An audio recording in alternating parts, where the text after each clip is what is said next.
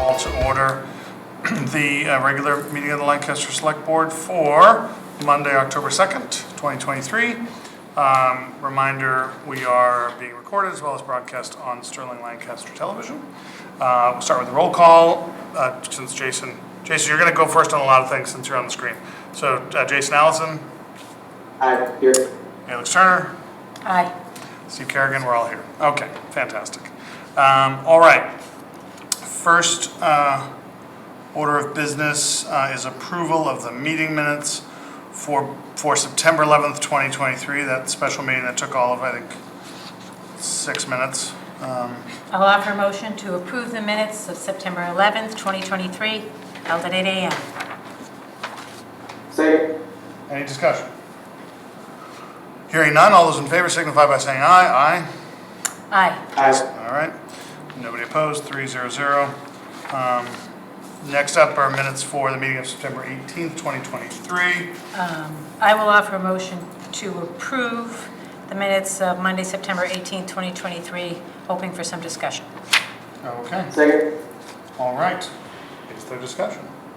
Yes, the minutes look great. There's nothing glaring that I've seen, but I was trying to go through them for my notes. That was the meeting we had just prior to town meeting.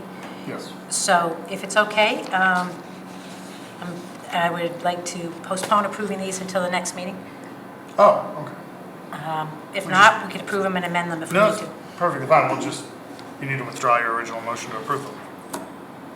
Could you just move to approve them? I will withdraw the motion to approve the minutes, and instead I'll offer a motion to table the minutes of Monday, September 18th, 2023. Sounds good. So, all right. All those in favor signify by saying aye. Aye. Aye. Jason? Okay, great. Those are tabled until our next meeting on October 16th. Great. We are perilously close to 6:05, where we have our friends from Lancaster Historical Commission coming to join us. I'm going to jump down just to, typically if you've got a time on the agenda, we need to stick to it in case citizens show up right at 6:05. We don't want them to miss any part of the meeting, so we'll do some cleanup before 6:05. Licenses and permits. We've got an application for town license public entertainment.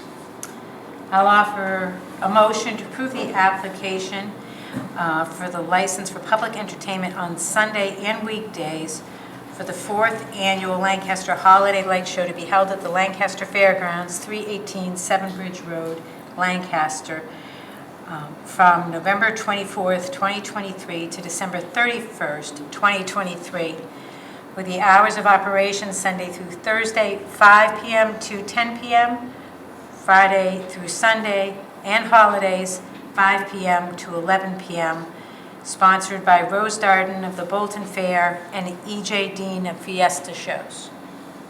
Okay. All right, any discussion? Well, my only question would be, is the license that they're applying for a town license for public entertainment on Sunday and weekdays? Is that the name of it? Yes. Because we should probably find, because that doesn't include Saturdays, but, There was a separate one for Saturday. but Do we not ha- here. Do we have it? I'm not sure, no. Because this is Friday to Sunday. This is Friday to Sunday. So I think it's just the license itself is poorly named. It is partly named. Right. So I know they go. Learn something new Oh, every day. I'm sorry, so I offered the motion. Why not? Did you No, second we're- it and discuss? No, he's seconded, we're discussing. Correct. Okay. Yeah. Do you have any discussion? Well, since we have the chief, I'd like to ask him because we had much better traffic control last year. And I just wanted to ask the chief, I'm sure he's looked at it, if there was amendments. Yeah, I mean, we'll allow Or it if to, we you did- can't ask the chief to, in the middle of motions for the board to debate. But Okay. Chief, you could tell us if Through the chair. we're heading in the right direction or not, I suppose. Yeah, I was very comfortable with the traffic plan that we had and the changes that they made to allow more cars to get off of the road. I don't see any reason why I would object to it at all, as Thank the you. way it's written. Thank you. Okay, all those in favor signify by saying aye. Mr. Allison? Aye. Ms. Turner? Aye. Mr. Kerrigan, aye. All right, right up to 6:05. Perfect timing. We squeezed one in. Thank you, everyone. So at this time, we would like to enter into a meeting with the Lancaster Historical Commission. Is it helpful? Do you want to have them bring chairs up to the table? Do you want to bring chairs up to the table? We can have folks sit there. I can slide down one if you want. We can have folks sit on that edge. You sit Where are you there. sliding, that way? Oh. I'll slide this way, you slide this way. Everyone slides. There's 2 seats right here, so we got 2 chairs already open. We're all set. Oh, there you go. Oh, all right. We didn't need to move over. Sit over here. Oh, sure. I just want to make sure. You're knitting. Maybe you don't want the owl to see all of you. I know. The owl wants to see The owl you. desperately is that, so that moves around, tries to catch whoever's talking. You won't see it moving. You have a nice profile It's kind of shot. a really nice profile you Sandy. It's kind of great. Yeah, exactly. That's called the I owl. usually charge for this. Yeah.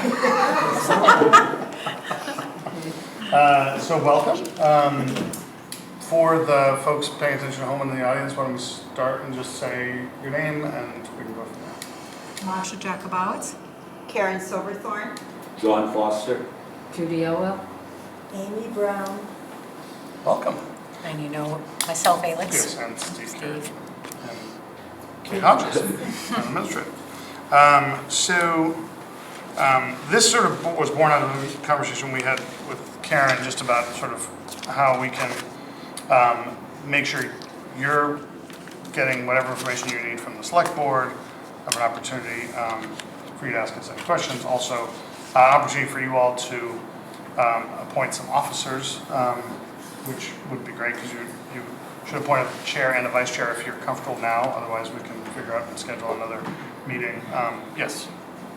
We usually do that at a meeting among ourselves. Is it that it has to be done by the select? No. We wouldn't have any part in that. That would be all. It's just without a chair, this was the way we could get you into a meeting because your chair would be the one who would call a meeting. So. But Maybe I'm wrong, but I thought we had enough officers that we had somebody who would fill in if a chair wasn't present. you do. So yeah, we were just operating off of conversations that we had, which was that there was a chair but no vice chair. Oh, okay. Yeah. Yeah, we don't. Yeah. I have a think vice Judy, chair. you're the recording secretary, right? Well, maybe. You are now. Sorry. You should have said no. Things have been a little discombobulated since Joan Richards left, who Yeah. had been our Right, as you recording mentioned, yeah. secretary and Yes, that's everything. So we've been trying to get things together. Sure. Well, we're grateful for all the work that you all have done and continue to do for the town. Fantastic keepers of our history, and so we're grateful for that. And just really wanted to give an opportunity to get together and see if you have any questions for us, or it can be a short meeting. That's fine too. But wanted to provide the opportunity and touch base. Well, thank you for doing that. Yeah, my pleasure. We haven't had a chance to meet since this all happened. Yeah. We haven't had any conversations as a commission because we don't want to violate open meeting laws. And so we have not really discussed everything. I don't know how much everybody knows and why we're even here. Yeah, as I said, we're here to give an opportunity for both this board and your committee to meet, talk about whatever you'd like to talk about. If reorganization's something you want to do, we won't be a part of it, but now that you have a duly called meeting, you all can vote in and elect a chair or vice chair. things like that. Reorganization, meaning reorganizing the commission. Just meaning like, reorg is the term for, Of the historical commission. Appointing new officers. Appointing new officers. Well, we have to have an agenda with that on yes, you for do. us. Yeah, Okay, this is so- more really to sort of Okay, say, so we to really give you a have sense to- of like, well, what you should This be. is hi and how are you? Right, hi, how are you? Your next stage would be, we'd have to call a meeting for you, like a duly called meeting with an agenda, with reorganization is the number one thing. But it's really giving you a chance to talk in a public setting. So our agenda says joint meeting with Lancaster Historical Commission. Yes. Um, We're here, they're here. I understand. Members, but, The public comment section's later. That's okay. Thank you. so, so in other words, what are the, Well, they don't what have are a the chair to call the restrictions? posted meetings. So this is, we've invited the Well- members of the commission to come and So- join us. Do you have to give us permission for us to set up a meeting? No, you can work with, my understanding is work with the town clerk to, You have a clerk, right? you have a clerk. Well, That's fine, yeah. yeah. She didn't know she was a I know, clerk, but she's a I didn't know I clerk. was the secretary either, I mean. It's the Battlefield same. promotion apparently. If you say what we would like on the agenda, we're happy to. Yeah, they can, Staff the staff can help facilitate all that. Do- Nice and simple. What I'm trying to find out is, do we need to include one of you if we pick a date for a meeting at this point? Nope, you all can Okay. keep, Okay. You use that room, right? Yes. but the staff can help you post the agenda, do that, all that stuff. Okay. Okay. And So item one if- should probably be. If we say we're gonna have a meeting on the 27th of October, we have to post that somewhere? Yeah, so there's a time frame and I'm Kate just- and the town clerk can. Yes, totally new at all this. Totally, yeah, and that's what the staff's here to help you with. There's Okay, a so- timeline in which you have to post it in advance with an agenda. all- 48 hours Yeah. business. So, we have a copy of our bylaws somewhere that would say. I've been going through files So we and, can probably figure that out. Yeah, yeah. but the town, if you have any questions, ask Kate, ask the town. Can we ask you what your vision of the historical commission is for what our charge exactly is? Well, I guess my question to you all would be, and we've talked a little bit about this, but what do you believe the charge of the commission is? From your, I mean, all of you I know probably came to the commission from a different perspective, because you love history, you love Lancaster, you wanted to serve, you had some extra time, you wanted to randomly get assigned tasks. You know, there's some- And it wasn't enough to be the treasurer of the Friends of the Library. Right, exactly. No. Once you raise your hand for one thing. You'll notice mine now. Right. Your hands have been up way That's too why much. I knit Anything all the else. time, because I won't That's right, keep your hands busy. So there is, There's a charge somewhere, I believe, with that. yes, and that's what I'm trying to find. It's in this packet here.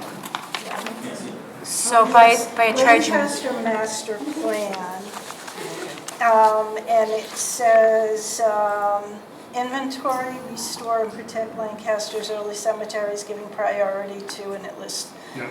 those. Seek grants and funding to help restore these important historic resources. Work to list these cemeteries on the National Register of Historic Places. That's point 1. Point 2 is conduct public education in Lancaster and beyond to make townspeople aware of importance and value of Lancaster's historic heritage, buildings, and sites. Point 3, continue to explore the possibility of creating a local historic district for the Center Village historic area and to better protect this crown jewel of Lancaster's historic heritage. Preserve the integrity of the town green and its tradition as an open gathering place. Preserve and protect Lancaster's historic bridges, in particular Atherton and Sonnegan, and the river edges, major contributors to Lancaster's historic town character. Explore how to better feature these historic bridges as tourist attractions.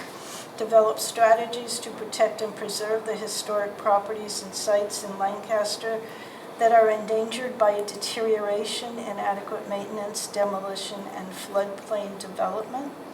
Explore the creation of a museum to safeguard and display Lancaster's historic assets and records. Develop and adopt a demolition delay bylaw, as also noted in the housing chapter, to allow time for finding alternatives for historic structures threatened by demolition. And the last one is reconsider participation in the community preservation program as one means to generate local funding for, among other things, historic preservation.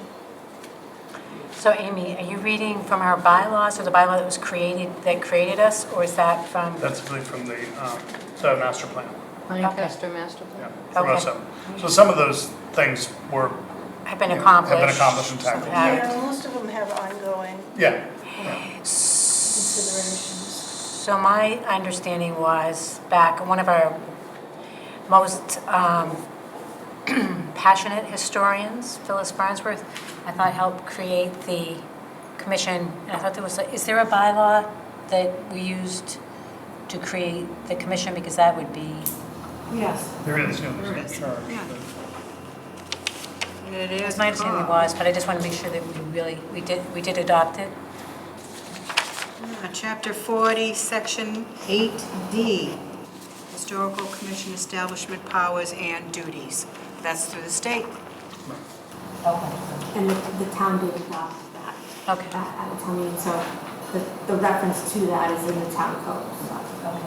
So that's what you would rely on Sort of to guide you principles, as to yeah. what you can do and what you can't do. That sounds like a list of priorities, which probably, hopefully, Yes, it's are would be in reflected in here. the... Yeah. And that's, I've sat throughout my career on a lot of committees and boards, and as I think we talked about, Karen, like, I think it's helpful every now and again just to reassess, make sure everyone's on the same page about what the charge is, what everybody hopes to accomplish. Oftentimes momentum takes place and things go far afield, and so making sure, and this is really just to give you all an opportunity to have that conversation and ask us any questions. We're grateful for the service that you're offering the town, and we just want to give you an opportunity to. How do we spend money? How do we get the budget? We don't have a Yeah, budget. yes. I'd like to know the exact We do, procedure. we don't have a budget? So there I is don't think so, is there? You- there's a, sorry, go ahead. Yes, so the historical committee has a budget, it's about $5,000. That's in the select board's budget as a line item, along with like the Commission on Disability. So depending on what you wanted to use that for, obviously that's not a great deal of money, but there was a CPA project proposal that was put in. So if it was something that needed to be bid or procured through 30B, which is the Mass General Law that does that, I can help you with that. If it's something as simple as office supplies or something is broken and you need it fixed, we have vendors that we use generally that we have contracts with off the state bid list, and if it's something very particular to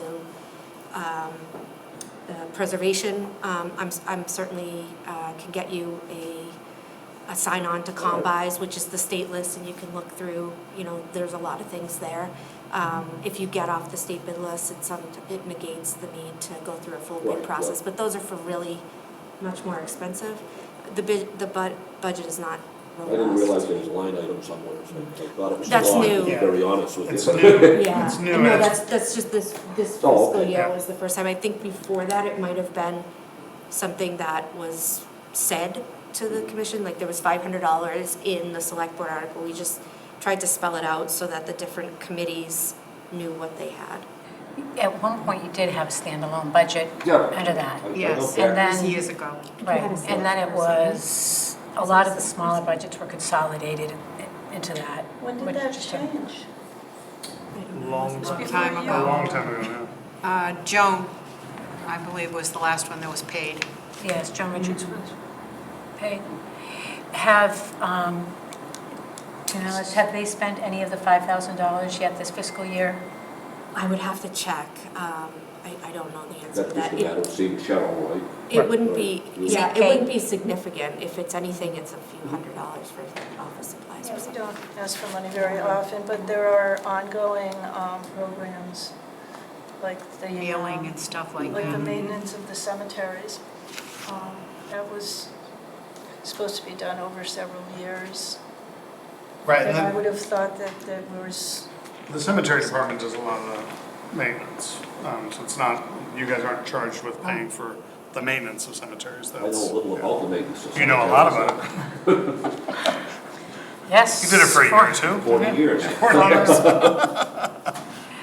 But the way it's managed, and especially from a historical perspective, may have changed, but, so I guess if you want to get an accounting for it, that what you've spent and what's been done, contact you, correct? Or Cheryl? Yeah, we can get it from Cheryl, sure. Okay. Well, I was going to say that as Kate has offered to come in and help us with different things, we will probably from time to time need somebody to come in and guide us. Totally. Because a lot of this is going to be new. well, we need to, Yeah. we need to have someone to lead us first, and that person will probably be the one working with Kate. Yeah. We need to figure that out. Not everybody is here either, I don't think. I'm sorry. We're afraid about that because we're speaking to the owl. She's sorry. just saying that at some point they're gonna pick a person to lead, and that person will be liaising with the town administrator.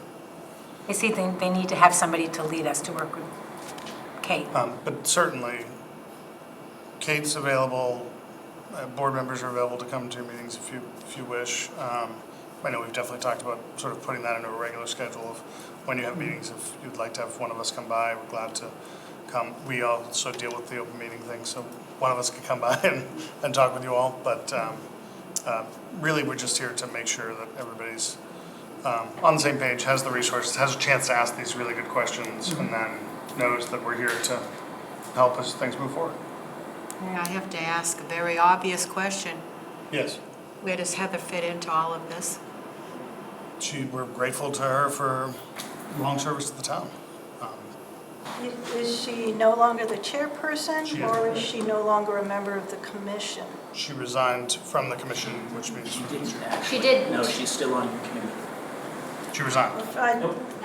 From what I understood, there was nothing submitted in. There doesn't have to be. So what has to happen, we have to submit something to the town clerk, and this happens a lot with resignations. We get the verbal resignations, we write something up and we submit it to the town clerk, What which we he's telling did. you is not true. Which we did. Russ, there's a public comment period. This is not a shout out, this isn't the House of Parliament, so you'll be invited to make comments in public comment, but we're trying to have a meeting with these volunteers. So she can no longer continue her membership in the commission? 'Cause, I mean, sometimes people are just no longer in their office or position, Sure. and she's certainly an asset to us. But could she be a member? Could we ask her to be a member of the She would have to reapply for Reapply. appointment, yeah. to the town? Yeah. And are you suggesting that it would be, I'm not suggesting anything, I'm just telling you, in a phone call to me, she resigned. We filed the paperwork with the town clerk, and Which isn't the way it's done. There's, so, Okay. So, but if we wanted to have her be part of the commission again, we Yeah. could ask her to apply to you and go through that. if there are openings in your membership, then Yeah. anybody can, any citizen, or any resident can apply. What's required? I remember I had to fill out a form or something and write a letter saying I love I think history. I think it's simply a letter, just a letter indicating your willingness, and then, then it's appointment. Good, thank you. Thank you. Any other questions, comments, thoughts, concerns? I think before we leave, we should pick a date and just have a meeting. Well, the last Wednesday of October.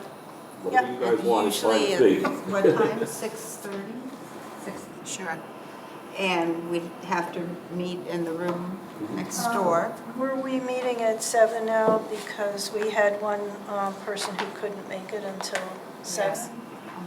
I think it was 7 Okay, o'clock. so 7 o'clock, and what it would be the last date? The last Wednesday of October is the 25th. That's the Wednesday? That's the Wednesday of October, last Wednesday? Yeah. So what we would have to do is get an agenda and have it posted with the town clerk. Yes. And Kate can help you with that. Okay. And it has to be, 48 hours in advance. So just a couple days in advance. usually, Yeah. but You long- probably, but longer, it's better, longer is yeah. better. It's better to have more notice, but the law. yeah, I've been in other organizations Yeah. where it was always a week, sometimes 2 Yeah. weeks, so that everybody has a chance. And then if you have To add things in. if you have monthly meetings and you choose, it's always the Wednesday, the last Wednesday of the month or something, then you could submit agendas that are relatively bland and hold all those dates and call them in advance, right? Yes. Especially since it's your room. Right, you don't need to reserve it. That's true. Yeah. This room's hotly contested for, so we have to bid. Kate would let us in. We've ordered some. But on the days that you have it, if you could just remind us, even, I can send it to, just so they keep the doors open because it's an automatic lock, just so people can So you don't come get locked out of come your into your meeting. meeting and you don't have to let people in. Fantastic, well, thank you. Steve's talking about 48 hours being the legal minimum, as we said, Yeah, but longer is that's better. what I just said. I understand. So, but on this informal discussion, my understanding is that Judy, like it or not, I think you were the clerk, so that if people wanted to have items on the agenda, they would submit them to you and you would create it Okay. no later than that 48 hours, right? And then work with Kate. Yeah, and if you end up throwing up a placeholder agenda, it's the clerk's office, not Kate, right? Yes. She's gonna help you get set up Right. initially. Okay. And then Kate, it's up to the town. clerk, town clerk posts all meeting, but I think you generously offered to. I'm happy to give Yes. you a template. Yes, Fill out yes, whatever it yes, is. yes. Thank you. All right, well, Jason, do you have any questions for the, here somewhere into the screen? It's up on the top there. Oh, yes. I do not. I do not. I look forward to, continued work with the Historical Commission. Thank you. Awesome, thank you. Thank you all. You have no Thanks, question, John. no more Well, questions? it's a lot bigger. That's usually what happens at these meetings. Thank you all very much. What are you knitting? Huh? This is the back, yes. Oh, very colorful. Something Of a colorful. sweater Oh, nice. that- There's a lady who works at Hidden Treasures, Oh, yeah. and I work there sometimes, and she said, because I, well, Did you make that? yes. And she said, I love sweaters in bright colors. So now, I hope she's not watching, I hope it's not a surprise. No. Okay. When I That's not found what about it this just much, turned I took it down to her and I said, is that what you mean, bright colors? And she said, yeah. Okay. Fantastic. It'll be done in Now everyone's going to be Couple on weeks. their order. Yeah, I was going to say, we're going to be taking a list of sizes. And I was working at the book sale for library, and somebody, she said, oh, I love your yes, she said, That's all you Wow. have. You have all the time in the world. yeah, right. Wow. And, but I'm 80 years old, what the heck, you know? That is an amazing sweater you're wearing, I love It it. Oh, is. thank you, yeah, I love the color of it, it's It great. is cornflower blue. Can I leave that there? Okay. Oh, sure, yeah. Thank you so much. All right. Well, now we were Now so we are ahead of speedy and schedule. efficient. We weren't the historical commission ones, so we thank them. That's true. All right, let's just pull up And my the printer. agenda. So we have a meeting with the Board of Health at 7, so we will move from there. Let's do some, I know there's some things we're going to table, so why don't we jump to administration, budget, and policy. I believe the budget software and townwide fees you would like to table? Yeah, I'm sorry, I thought that at the other meeting, that's one of the things I thought would like to table those for at least a month, so I would try to get you something by the end, the board, something ahead of time to review, probably end of October, so we can talk about it in November? So table it just for the first meeting in November. Sound good? Yeah, sure.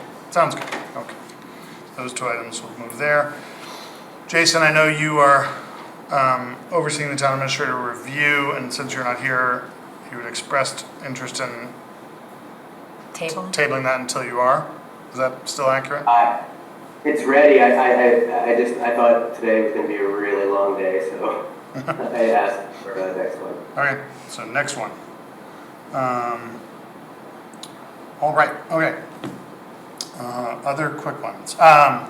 Denise Hurley has resigned from the Board of Health, and Kendra Dickinson has resigned from the Community Preservation Act Committee. We thank them both for their service. Do we need to accept those? And then we do not, no. Okay. Then we have to affirm a planning board vote on September 11th, 2023 of the appointment of Regina Brown as the board's new Community Preservation Act Committee representative replacing Kendra Dickinson. So is there a motion to affirm the planning board's appointment of Regina Brown? Second? All right, any discussion of affirming there? I don't know why we would. All right, all those in Thanks favor, signify to by... Thank you, Regina, Yes. for the service. It's a great committee. And thank you, Kendra, for the service And already yes, rendered. And of course, thanks to Denise for her service in many aspects in town. So, on the motion to affirm, all those in favor, Jason, Aye. Alex, aye. Steve, aye. All right, so, took care of that whole section. Town offices will be closed Monday, October 9th, 2023 in observance of Indigenous Peoples' Day or Columbus Day. Our next select board meeting will be October 16th, Monday, and then the one after that, November 6th, 2023 at 6 p.m., both at 6 p.m. in this very room. All right, that took care of a whole page 3. There we go. What do we got here? Now I've jumped around way too much. Can I Sorry. don't know if Yes, it's a go ahead. communication, but I will forward it to you. I had a request from Sally Cragen, who you know. I do. Yes, among others. There are some aspiring female politicians, women from Armenia coming. Oh, I heard about that. Yes, so they want to meet female elected officials, so I was going to talk myself and Representative Kilcoyne and Higgins, and it'd be lovely to come and show them and meet some people here. Do you know when that is? I knew you were going to ask me that. Yeah, it's in 2 weeks. Good follow-up question. I will, yes. So I'll give you that. It's at 8:30 in the morning, kind of Lovely. quick in and out because of the legislative schedule. Perfect. And the other thing is some of us received, I think, an invitation, or at least I did, for the international. I did get that. Did you? I have I not. don't think I can go. I have not It's on the 18th, responded I yet. think? I haven't either, but I don't think I can go. Just, Jason, did you get that? It's an open house at the former International Golf Club. I did RSVP. Oh, all right. I guess the purpose is to show all the changes they're making, Yeah. so. I don't believe I can make it, but Jason, did you RSVP in the affirmative or the negative? I RSVP'd in the affirmative. Okay, good. Well, if we can't make it, we can get a full report from Mr. Allison. That's correct. All right. Well, I missed this morning, speaking of missed opportunities. This morning, this will lead into part of the town administrator's report, if you're okay with that. This morning, I know Senator Cronin came by to herald some of the state appropriations that we received that we've already addressed in this meeting, but worth celebrating in part of the town administrator's report, both money for some furniture at the library and then $80,000 for the community center. But that just tees us up to the town administrator's report discussing some great news about grants. Yeah, Okay, take it away. I put a memo in the packet from September 25th. So we applied for 13 grants. A lot of them were rolling admission grants, for some were grants that were at the end of last fiscal year. 4 of the submissions were considered the rolling grants. We received 1 for after the deadline. We have $7,500 for a mental health and wellness grant, which was funded. $12,000 for a recreational pathways grant, which we just ordered the bricks for, so that will be started. That's in the back of the community center for ADA and under the pergola. $67,000 was applied for from the Department of Environmental Protection for a recycling revamp. That was not funded, unfortunately. $32,000 for One Stop for Growth was funded in April of '23 for planning and visiting and due diligence for DCAM, which is a little bit later in today's meeting, but and then $26,340 from the Department of Elder Affairs. As far as the formal grant awards that we received in the last month or so, $46,600 for the Department of Housing and Development for a housing production plan update. So we'll be working with the Affordable Housing Trust on generating an RFP for that and getting a vendor. $80,000 with Chairman Kerrigan just talked about for an infrastructure grant for the community center. $32,000 for the Division of Local Services for what will be Phase 2 of the DCAM master plan, again, which we'll talk about later, but that'll make more sense once I go into that. And $25,000 for the Community Compact HR grant, which was the classification and compensation update, to have professionals look at the job descriptions and our class and comp across union and non-union positions. And come back with some recommendations. $25,000 from the Executive Office of Economic Development, so for some downtown rebranding, some charrettes relative to what people want to see where. I kind of see that centralized in the DCAM area, most especially because it's an area of opportunity, but certainly I think the planning board would likely take a front driver's seat on that one. And then $27,258 from the Department of Elder Affairs for next year's formula grant.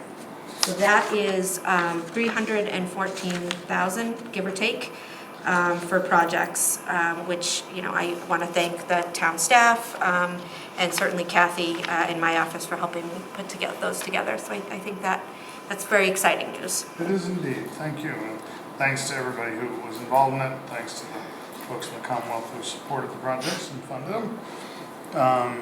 Jason, do you have any questions about the grants? No questions. I just want to say, Kate, amazing job by you and the team. Thank you so much. You know, really keeping Lancaster afloat here with all of those efforts. So appreciate it. Thank you. Okay, any questions? Yeah, I've got questions. Again, I echo thanks. It's always good to get grant money, whether it be unexpected or whether it's competitive or not. We all like extra money. There's no such thing as extra money, right? So just to go over, so starting from the first one you talked about, the mental health and wellness grant, which was funded, that is the community center outdoor space, which I have looked at. I passed right over it. Sounds like it's complete, the outdoor garden space and water line? Yeah, it's not complete yet because the water line hasn't been put in because we're waiting for the pavement to come, so we don't have to rip it up. Makes sense. So there's that, and there were some back order on some patio furniture because we were looking for some teak things that the grant funded specifically, so. And $12,000, so that the 19.5, the 12,000 is what you're talking about, is the teak furniture and the pavers? The 12,000 is just the pavers. Just the pavers? And the labor to put the pavers in. I don't know if we could stretch our dollars or even if we need to, but that's, as I said, when I went to the Keating 100th anniversary, he specifically called out because they do make pavers. So that's, I don't know how flexible that grant dollars is, but it's nice to have some offsets there. The DEP grant that we didn't get, the $67,000, I've been to some seminars about recycling, and they said we were well positioned, that because we don't have a good waste program in town, because we have so many haulers, which they discourage. They'd like to have one hauler, and we have no recycling, coordinated recycling, that we would be looked upon favorably. So I was surprised we didn't get it, but is it because we don't have that coordinated plan? Did they give us any feedback as to how we could improve our standing? Just that they had somewhere in the neighborhood of 100 and something applicants, and they picked 4 that were regional. So the thought was perhaps we might have a better opportunity if we partnered with Clinton and Bolton at next year's round, who have varying degrees of established programs, but certainly more than we do. So that might have That's good feedback. better Right. bang for our buck. I really mourn the loss of the recycling center, and I'm such a recycling nut that it drives me crazy to see that gone. Just to be clear, that's in the budget. It's just that DPW is down 4 positions, so they haven't been able to work that in yet, but we do have the ability to have a staff member there once they're fully staffed, and we can ask them for that. That's not their separate appointing authority, so No, I know think that, but it was completely volunteer before, but there was the hauling costs that I thought or the tipping costs that tipped us over. Well, yes, yeah, we weren't bringing in enough for when people using it to bear the cost. It was volunteer, but the volunteers had said that it was difficult to get anyone to come out when the weather was not great. And so the idea to supplement that perhaps with a staff member, even just changing the schedule of a Tuesday through Saturday, for example, or something like that, was something I was hoping this board might be able to talk to the DPW board about when they're fully staffed. Can we use the money that's in there to open it as it was and just pay with volunteer staff, weather permitting? Sure, that's a policy decision. It's certainly in there. The one-stop growth, DPM, that's something look forward to hearing more about. Which we will in 2 agenda items. I know. The Department of Elder Affairs, the formula grant, to be clear, I read the dialogue for 2 years, but during COVID, This is essentially an entitlement. Everybody is unfamiliar with this because I had applied for it. Every town gets it every year because it's based on the number of residents over the age of 60 answering the federal census, which is why it's so important to answer your federal census because you get money for things like this. So it's not. That's a formula grant. Formula grant, right, which is this. Right.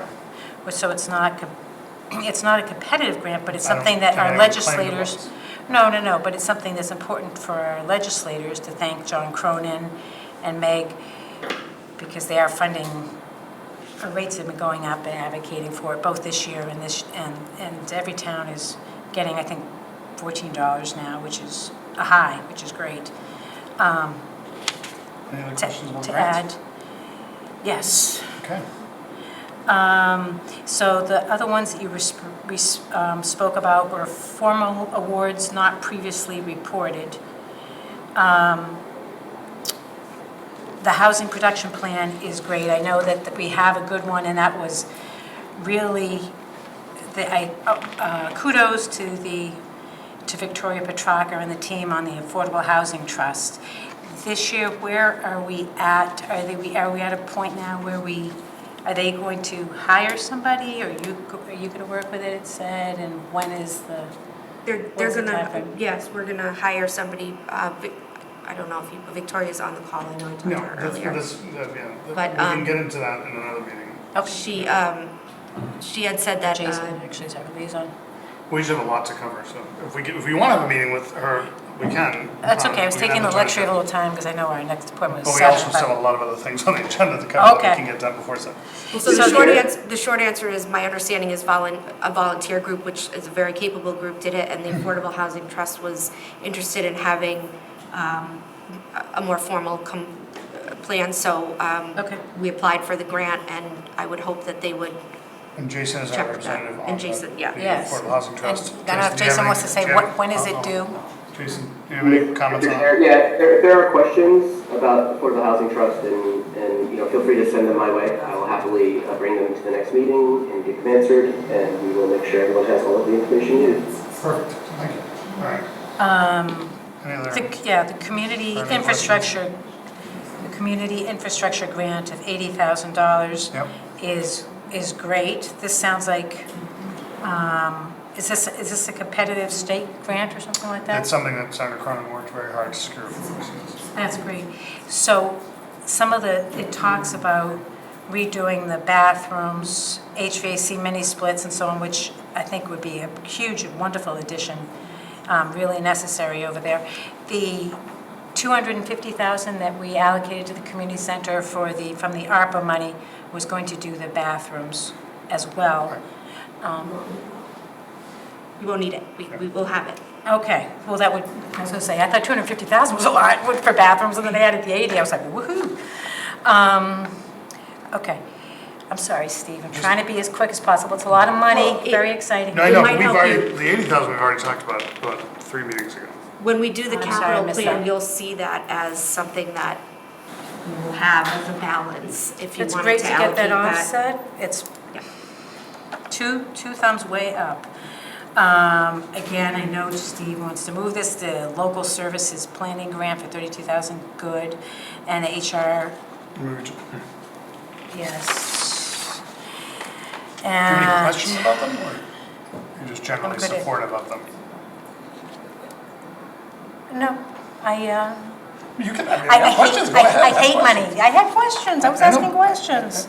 I get that. Just- We only get, I get very, feel free I to know, ask see, you questions. get the Just advantage as post a them. chair to see these things ahead of time. Oftentimes I get them in my packet, then I have questions. This is my avenue. Got it. So here you go. I ask them.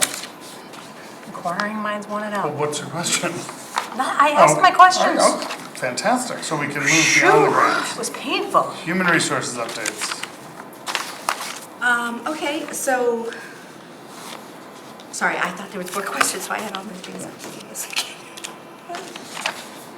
Okay, so we have a number of staff persons who just began. I don't, is Marcia Sands, are you on? And would you mind unmuting?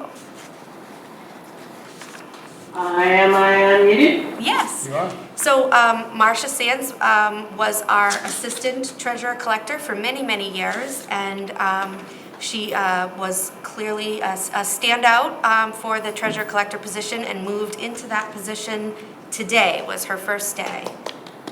Huzzah. Congratulations, Marcia. Congratulations. Thank you. Thank you. I look forward to continuing my service in the town. And we are grateful for your willingness to do so, so thank And you. remind me again, Marcia, how many years? I'm going on 13 years now. Great. Brian Keating, are you on now? I don't see a Brian. And it's possible that he might come on later, so you'll let me go back. So Brian Keating is our new Director of Planning and Community Development. He actually is on the planning board for his hometown of Pepperell, and they had a planning board meeting this evening. So it's possible that he had said he might be in and out, and I told him not to worry about that. So if we don't catch him this time, I will catch him again. But I did give your resume, and Yes. his first day was today, and I've sent things over to the planning board for that and the zoning board of appeals. And with my thanks to all of the members of each board, had several different persons sit in on different Oh yeah, that was quite a portions of that, different portions of that process. And really an embarrassment of riches. We had got it down to 3 really excellent candidates. And so, I appreciate everybody's time and effort on that one. Well, I thank the members of the planning board and others who were involved in that interview process. I know it was arduous and thorough. And then I'm not sure if Dawn Foster is on. I don't. Nope. Dawn. Dawn. Don. Not to be confused Unless with. Dawn is 791 iPad. Okay, so, I'm sorry, there's 2 people in the waiting room. Uh-oh. Either of those named Brian or Dawn? I don't think so. Well, one was iPad, so I don't know. Just again, checking for Dawn Foster, if at all. No. Paging Dawn Foster. Well, Dawn Foster is the new budget and purchasing person in Cheryl's office. Really very excited about her. She'll be working closely with Cheryl's office and the finance committee, doing some forecasting and things like that. So, and she started about a week and a half ago. So how does her role integrate or change, differ from Heidi, the assistant accountant? Yep, so so Dawn isn't doing accounting work, so what Heidi does is most of our accounts payable. So she does a lot of the administrative, essentially checks coming in, checks going out type of thing. Whereas Dawn is really working more on the budgeting end of things and things that the finance committee had been looking for as far as forecasting and some, hopefully later down the line, some capital development on some of the things that we've started to do. And he was working in Cheryl's office there. Okay, thank you. Awesome, thank you, Jason. Any questions about those updates? No, thank you. Okay. Welcome, everybody. Thank Yes. you. I don't know if Sue is here yet. I'm looking for, is that hold or? Yeah. Sorry, I think you guys are a little ahead We are. of schedule. I didn't think you were We going are. to. Despite my We are ahead of tedious schedule. questions. They're not tedious. If you have questions, they're good questions to ask. All questions are good. Next is classification and compensation study, update and time. Yep, so the Collins Center has come out, they've done a full, sorry, I'm trying to let people in while talking. They've done a full survey of all of the positions here in the town, with the exception of my position. Even those of the DPW director and the library director are both contract positions. They also did an in-person evaluation and sort of a verbal survey with the DPW crew. So from there, they were looking to speak with department heads one-on-one. They started that last week on Thursday. Every department head got about a half an hour. Tomorrow, they will be back to do a lot of the higher level administrative assistant positions, and they'll have 2 more rounds of interviews after that. They'll have a Zoom meeting with both the fire chief and police chief from there. And then depending on what those both chiefs say they might interview certain members of the department. We've uploaded all of the former job descriptions, including ones dating back actually to the 80s, which were very interesting, talking about machines that we don't even have anymore. And then some of the more recent ones. So they'll go through, they're going to try to have like language, a lot of language that's inclusive, taking out he and she in terms of they, trying to have it more gender and inclusive. So from there, they will come up with a report, which they will likely present to the board for a discussion and action items if there are any. Sounds good, thank you very much. That's fantastic. Any questions on classification comp study, Jason? Nope. Yes? Yes, Kate, when, thanks for the description of the timeline. When do you anticipate that they would have a draft or something to begin to get back to us with that we would talk about? Probably right after the first of the year, but I would say reasonably, let's say February, just in case. But they were going to have all of the work done as far as gathering the information by Thanksgiving. So it gives them December, they're saying beginning of January, so as soon as they have it, if I can bring it to the next meeting. Sounds good. Well, we can assume that there may be some financial impacts from that.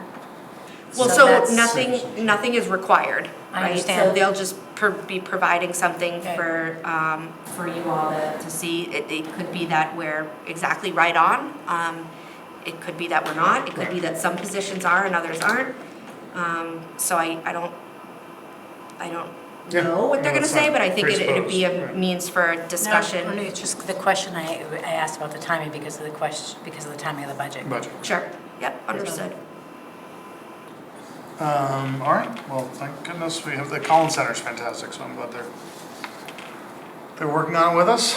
All right, we have 8 minutes to go. Do you want to do DCAM? Can you do that in 8 minutes? For sure, no. For sure, no.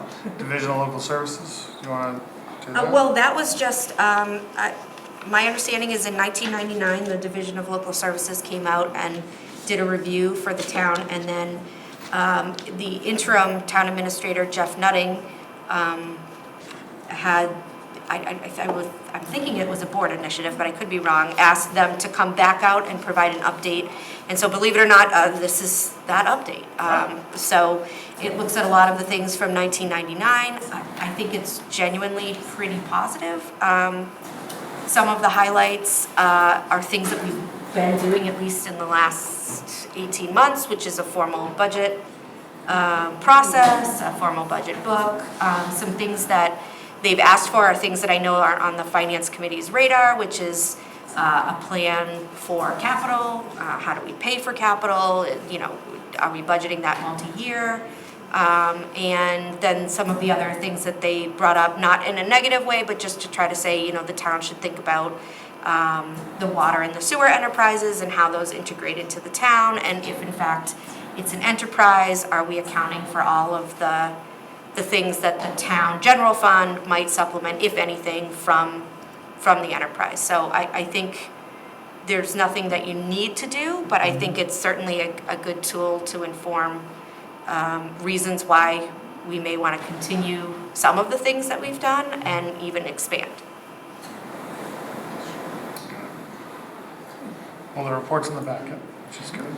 Do you got to say, Jason, any questions, or Alex, any I questions? was gonna say, Jason, any questions? No, I remember when Jeff did it, it was a really big deal, so it's really good to have this information back. I think it'll inform a lot of some of the committees we have right now as far as next steps. Alex, any questions? I remember Thank both you. of us sat Thank on you. the board when we did this the first time in We 1999. did. We are that old. Yeah. And at that time, We were much younger. we were much younger. It was also, and as you know, I've been excited about this. I ask frequently about the progress. So I was surprised to see the packet because I didn't even know that they were here. And the process that because I go to these seminars and watch it, is it's a little more, they reported that they interviewed you for an hour, Steve, and some other chair people for an hour. There's things in here that I have questions and just downright don't agree with. So They say if you have questions, contact Zach Blake, so I'd like to do that and So my hope is that we. put this back. As this was sent to us in this packet, we've all had a chance to look at it, but given the agenda we have today, if we can put a full sort of board discussion on a future agenda, so Yeah, we can. that- But I have some questions as well, and I participate in the process, so. I know, I bet. So you can imagine my So my why don't questions. we put, why don't we all three comb through, organize our questions, and then put it on as a. Thank you. That would be great. So we can really dig into it, spend some good time on it. Does that sound okay to you, Jason? Yes, sir. Great. All right. Do you want to do new, we have now 4 minutes. Do you want to do new initiatives or? Yeah, sure. So effective the 1st of October, which was technically over the weekend, so it would be today is the first day of that, we have changed and expanded the hours that certainly that this building is open. So we're going to be open from 8:30 to 4:30 Monday through Friday and Monday through Thursday and 8:30 to noon on Friday. With the staff will be here until 4:30, so obviously by appointment thereafter. That had been something that I had envisioned for quite a bit, just working through some of the unions, and I'm happy to say that the staff are perfectly fine to do it. What I think might be an important piece is a lot of the, like for example, the assessors, planning, conservation, the building commissioner used Friday to do a lot of off-site. So now that we are trying to coordinate so that we at least have somebody available in the office during those open hours on Friday, I just wanted to ask them to keep track of what they might have had to reschedule or do differently. So if in fact nobody's using the hours on Friday and we need to revisit it because outside work isn't getting done. The administrative positions generally work 32 hours, so we're not adding hours. So what would happen is the salaried persons would be available in the office for that. But we did hear from a lot of people that they wanted to do business on Friday. A lot of people have Fridays off, so we're going to give this a whirl for 6 months to a year and see if it's helpful. Good. Sounds good. As far as we did, at least for the folks who are here, the first goal-setting sessions, you can see them in the bubbles up on the board. So, so those are all staff-driven initiatives. So they surround 4 general themes, which is strategic planning, education, increasing efficiencies and meeting needs. And then from there, each of the bubbles are either planning, building and land management, health and human services, emergency services, or finance and administration, of which IT is part of that. So we kind of tried that. So we have a new plan during our staff meetings every other week. We have the short-term things that are on the back, and we have them Sidewalk guy. once a month. Well, yes, it's the sidewalk guy.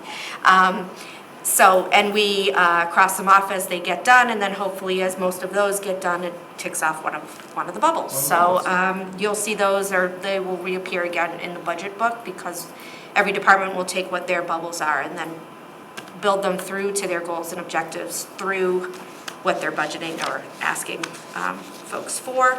And to that end, I am more convinced than ever that the goal that we had with the Finance Committee of having a $0 increase on the municipal side, on general fund expenses, is likely going to happen. I think we're finding that while painful, the override has helped stabilize some things, and I think we're able to really budget within that number. Now, that can't control what the schools need, etc., but I know for us we're stable, so I'm happy about that.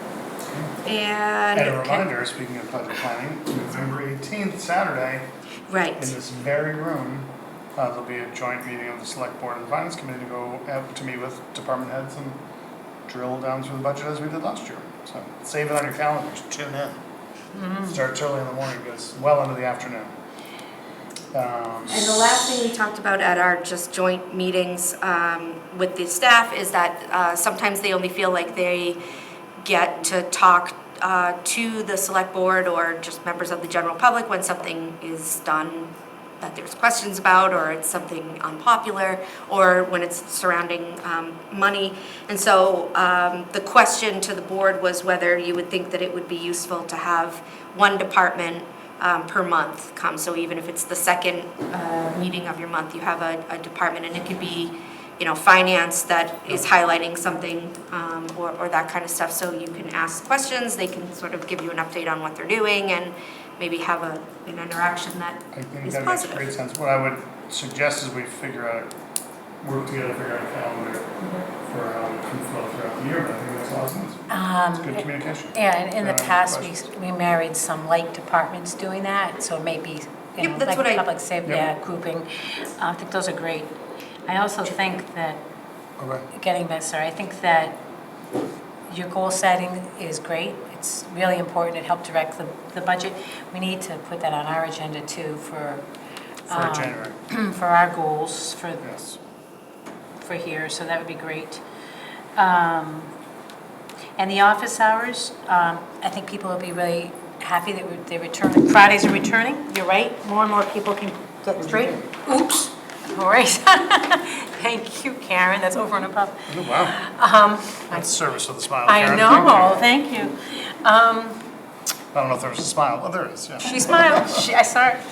I think the Fridays are going to be great. Yeah. We used to have sort of a later evening, 5 or 6 or something like that. Is that something that you don't think would be beneficial, or? We talked about that. I wasn't, obviously, I'm not here, so I'm listening to what folks have said, and I went through the data. They didn't have a whole lot of visitors, but that doesn't mean that they can't. I would say, you know, there's a considerable amount of hourly people, so certainly we could shift. Sometimes it's a little different if somebody applied for an hourly job that was, say, 8:30 to 4:30 or 9 to 5, and you're going to tell them they have to work till 7. But it's not off the table. If I haven't heard that, but that doesn't mean it doesn't exist. So if people feel like evening hours would be helpful, let's just talk about how to do that. Because we're budgeting, we'd still be able to keep it under 40 hours. Oh, for sure, yeah. Budgeting people for, like, you said 32 hours, I think, or 32? So that's the union folks Right. are Yeah. mostly 32 hours, so Yeah. theirs just doesn't include Friday. So it would really be something that we would look to for maybe some of the salaried staff, and, you know, for positions like planning and in my department, frankly, in finance, I don't think it's a heavy lift because we're generally here, but some of the others I don't know, so I'd have to check. Okay. All right. Any other questions? Nothing, I can't wait, because we have our 7 o'clock, We right? do. Jason, do you have any questions before we go to our 7 o'clock? I do not. All right, 7 o'clock. Members of the Board of Health. Where are they? Jeff Pastor's online. Oh, Jeff. Hey, Jeff, how are you? Yes. I believe Regina was. Good evening. Good evening, how are you? Melissa, I'm sorry, Melinda. Very well, thank you. Melinda's here. Okay. I am. How are you? Evening. Good Good, evening. how are you? Fantastic. And I think John's in the audience. Yep. John, We see him live and in There he is. person. how are you? Do you want to come closer? I mean, you don't have to, but Nice and old school, John. how are you, sir? Good evening. So, the purpose of this joint meeting, do they have to call their meeting into? Okay, Jeff, you have to call your meeting into order. Okay, it is Monday, October 2nd at 7:04 PM. This is Jeff Pastor, Chair of the Board of Health. And I'd like to call the joint Board of Health Select Board meeting to order. And here it is. And your roll call is you and Melinda are here. Melinda Outdoor is here. Perfect. And the purpose, Jeff Pastor present. and the purpose of this, Jeff, is because there's vacancies we acknowledged with Denise's resignation, and we have one person who has submitted a letter of interest to fill the vacancy, who is here with us. John, do you want to? Well, I'm happy to come back for a short term. He's very clear about that. He's willing to come out for a brief period of time. I believe there were 2 years left on the bid for that position. Yes. And I think I can go for the next 8 months, and I think it'd work out great if it were posted for election. So the general thought is, you fill out till May, then we would just elect somebody to the remaining year of that term, and then they could then run again in a year and see another term. So, Yeah, I've got all sorts of things that I've got to do, but, we'll put them off for a little while. I'd like to continue working on some of the things that we had in the fire, and there are a number of new things that I'd like to look into. One of them being green burials. Ah. Okay. Good work, John. Yeah. Well, fantastic. Is anyone on the, well, I guess Jeff, you can ask your folks if you have any questions for John. I guess Well, we're very grateful to have John interested in helping us out for several months. Certainly has the qualifications, and we're delighted for your interest, John. Belinda, do you have any questions or comments? I do not, I'm good over here. Okay, All right. thank you. Now I will ask my members. Jason, do you have any questions or comments? Absolutely not. Okay. Ms. Turner, do you have any questions or comments? Comment is, we are very blessed and fortunate to have not only a civil engineer, but also somebody who is dedicated just about everything in Lancaster. Thank you for all the years of service, and then when you retired, willing to dust it off and come back and do this again, knowing what you're getting into. So that's great. I know we didn't advertise this because we just affirmed the resignation we're supposed to do. Frankly, even if we did advertise, I have to be honest that my choice would be John because he's so well qualified.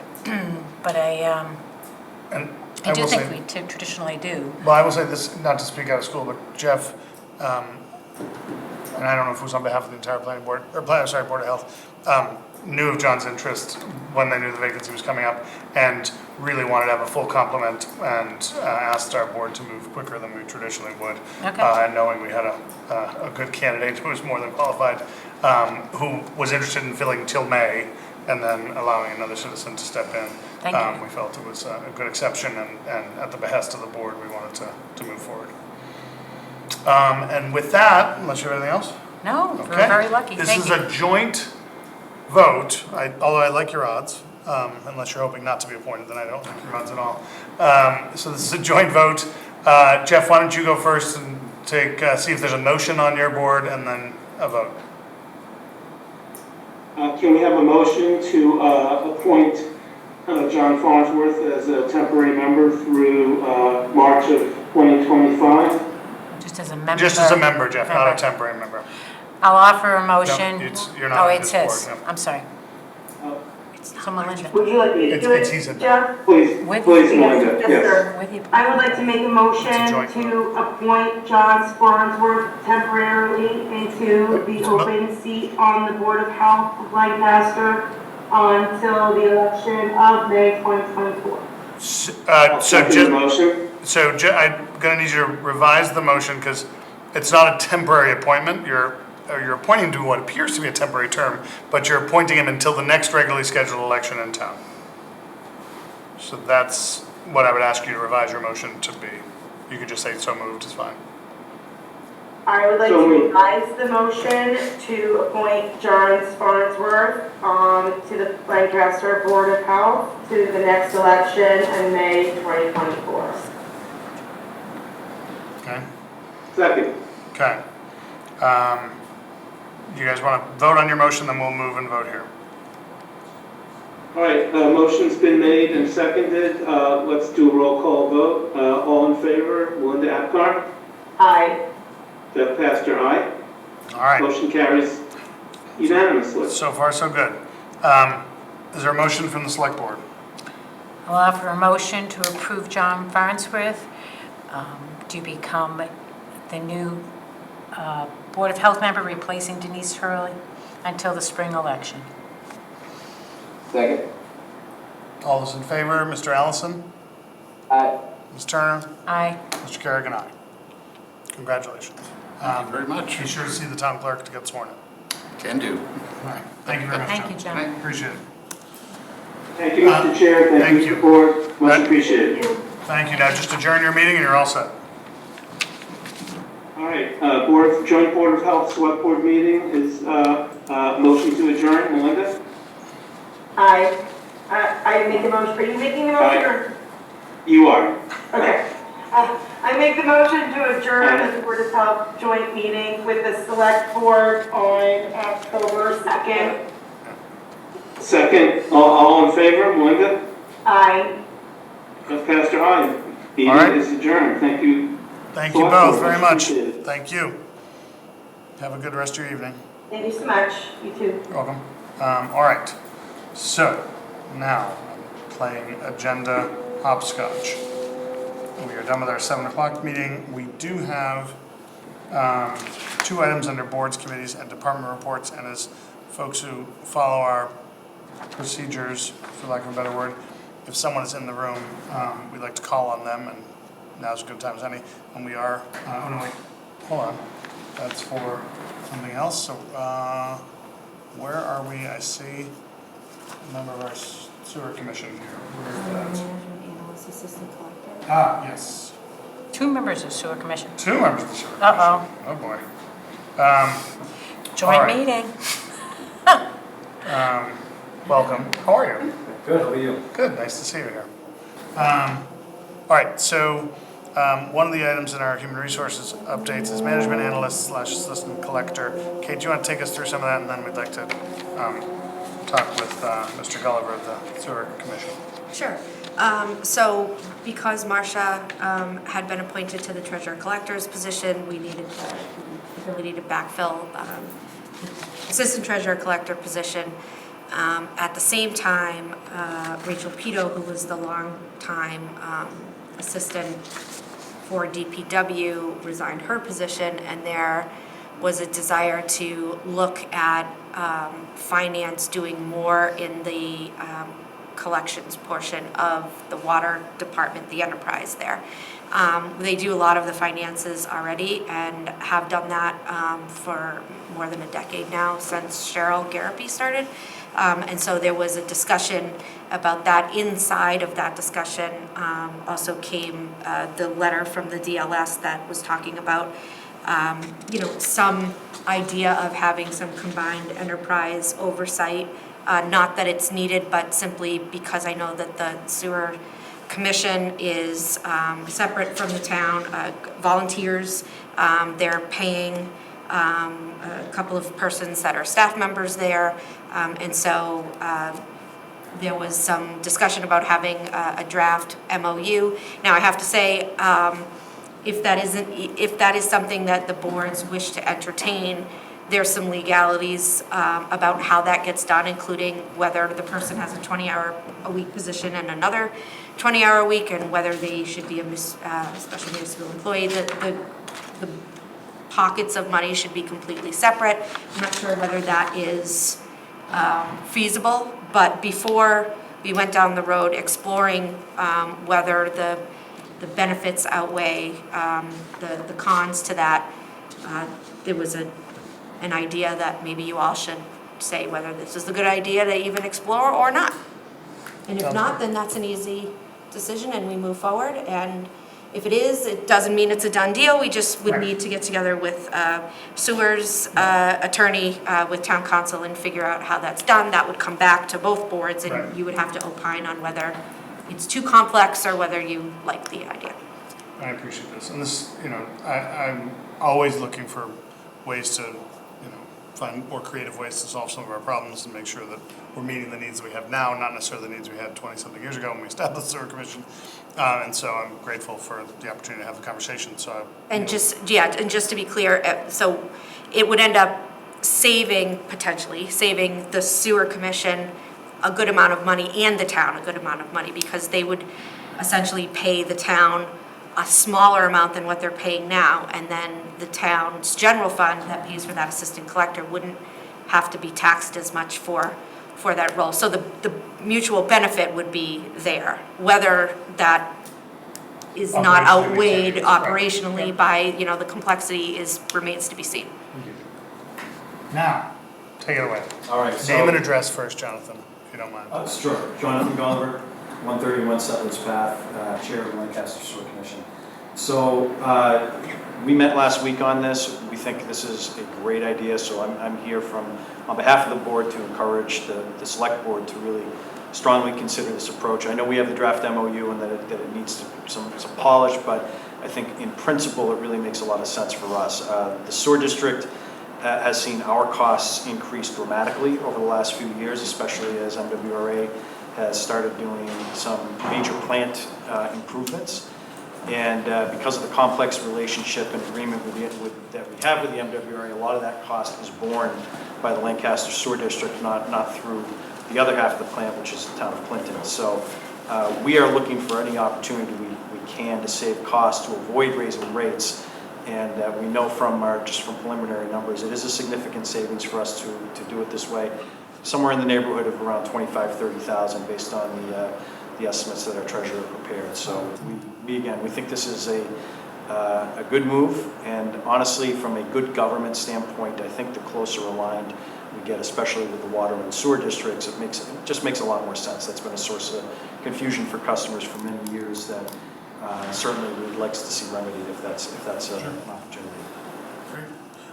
And I appreciate, frankly, the direct nature of the conversation, both the ones that are going on with staff level and then commission to board. I think it makes a lot of sense. And taking a look at that MOU and then getting councils together to figure out how we can come up with a final product for both of us. Makes sense. Jason, as our remote person, do you have any questions or comments for Jonathan? No, I mean, we got to figure it out. It's a great step here. Looking forward. Okay. Alex, do you have any, what we will do, my vision would be is take a deep look at the MOA or MOU. Is it MOA or MOU? It's an A. It's an A. And then my hope would be that this board would allow Kate to work with council to kick the tires on it and then work back and forth with their two lawyers. And then come up with something that both boards can review for. And with Marcia. And with Marcia, of course. Whoever you deem appropriate to work with. But do you have any questions or comments before we? Yeah, we have, is this related to the management analyst, the new position that we had in here, or is that completely separate? So these two go together. It would be, if in fact I was just trying to give a basic overview of That's what that combined position may look like. It's not advertised, it hasn't been graded. No, I understand. Totally We draft. I'll write draft across it. Just to try to paint a picture of what could be. Again, I'm not sure, and Marcia and I had a conversation today also with Cheryl Garrity, like how the legalities would be about splitting those and whether that would be, too difficult or whether that should be within the treasurer's office or outside of that. So I think there's some work that needs to be done, but if there's an appetite to at least get an answer to the questions, we can certainly do that and bring it back. Well, no, it's, the more, as you know, I've always believed in regionalism and cooperation, and in most communities, as Jonathan said, water and sewer do work cooperatively. It's the in and the out. It seems to make sense. Lancaster's sewer commission was developed in a much different way. And there's lots of discussion to be had there, as is our structure in our DPW is a little bit unique as well. I know that the sewer commission, according to the MOU, pays one of the employees around $47,000, and I'm assuming that where the savings is combining some salaries there. Is Rachel Pito, who did it for the DPW, would that position be eliminated over there or just rearranged? Right, so that position was getting more hours, so it would be less hours, and there's a lower rate of pay for that position. Okay. Where it would be a really strict, sort of typical administrative assistant doing accounts payable, obviously their payroll, which is complex due to overtime, and then phones and customer service and things like that. It sort of had always been the plan that water would kind of come all the way over here where we deliver bills, right now what they do is they collect it and then they physically bring it over here and the treasurer's office deals with that and accounts for it. So that would make it a little easier. Sounds like it would make it simpler. What does the sewer department pay us, or the water department, water enterprise, what do they pay us now, contribute to the? Yeah, so the water department doesn't pay the town anything right now, which likely is something that perhaps whenever you have your joint meeting with the DPW, you might want to talk about. They're not flush with cash, so I'm assuming that's the reason why, but they have 50% of Kevin Bartlett's, the superintendent's salary is paid from water, and then 50% of what was Rachel's salary was paid from water. And then, of course, they have 3 staff members. And that's from the water enterprise, right? That's from the water enterprise. Sewer pays, do you know off the top of your head, is it $15,000 a year? Roughly, yeah, just for collection purposes. For collection purposes to the treasurer's office, and that is for what is Marcia's now position.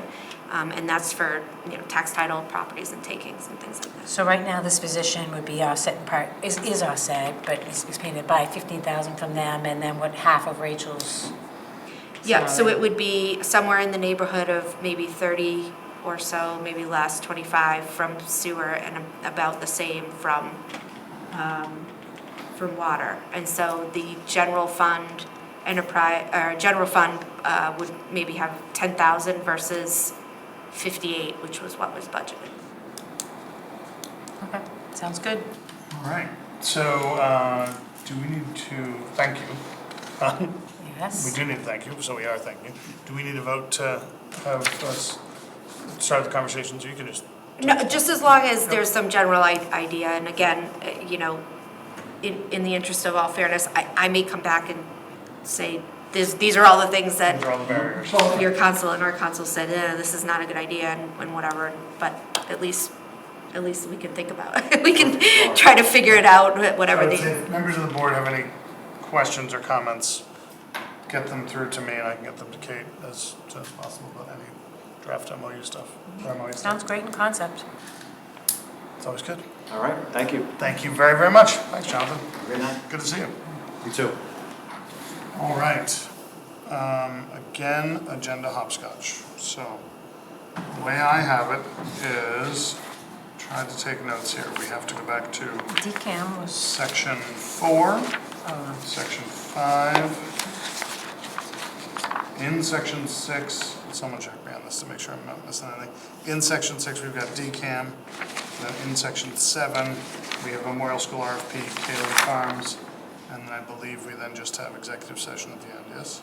And we have public comment. That's section 5, I said that. Oh, sorry. I'm busy.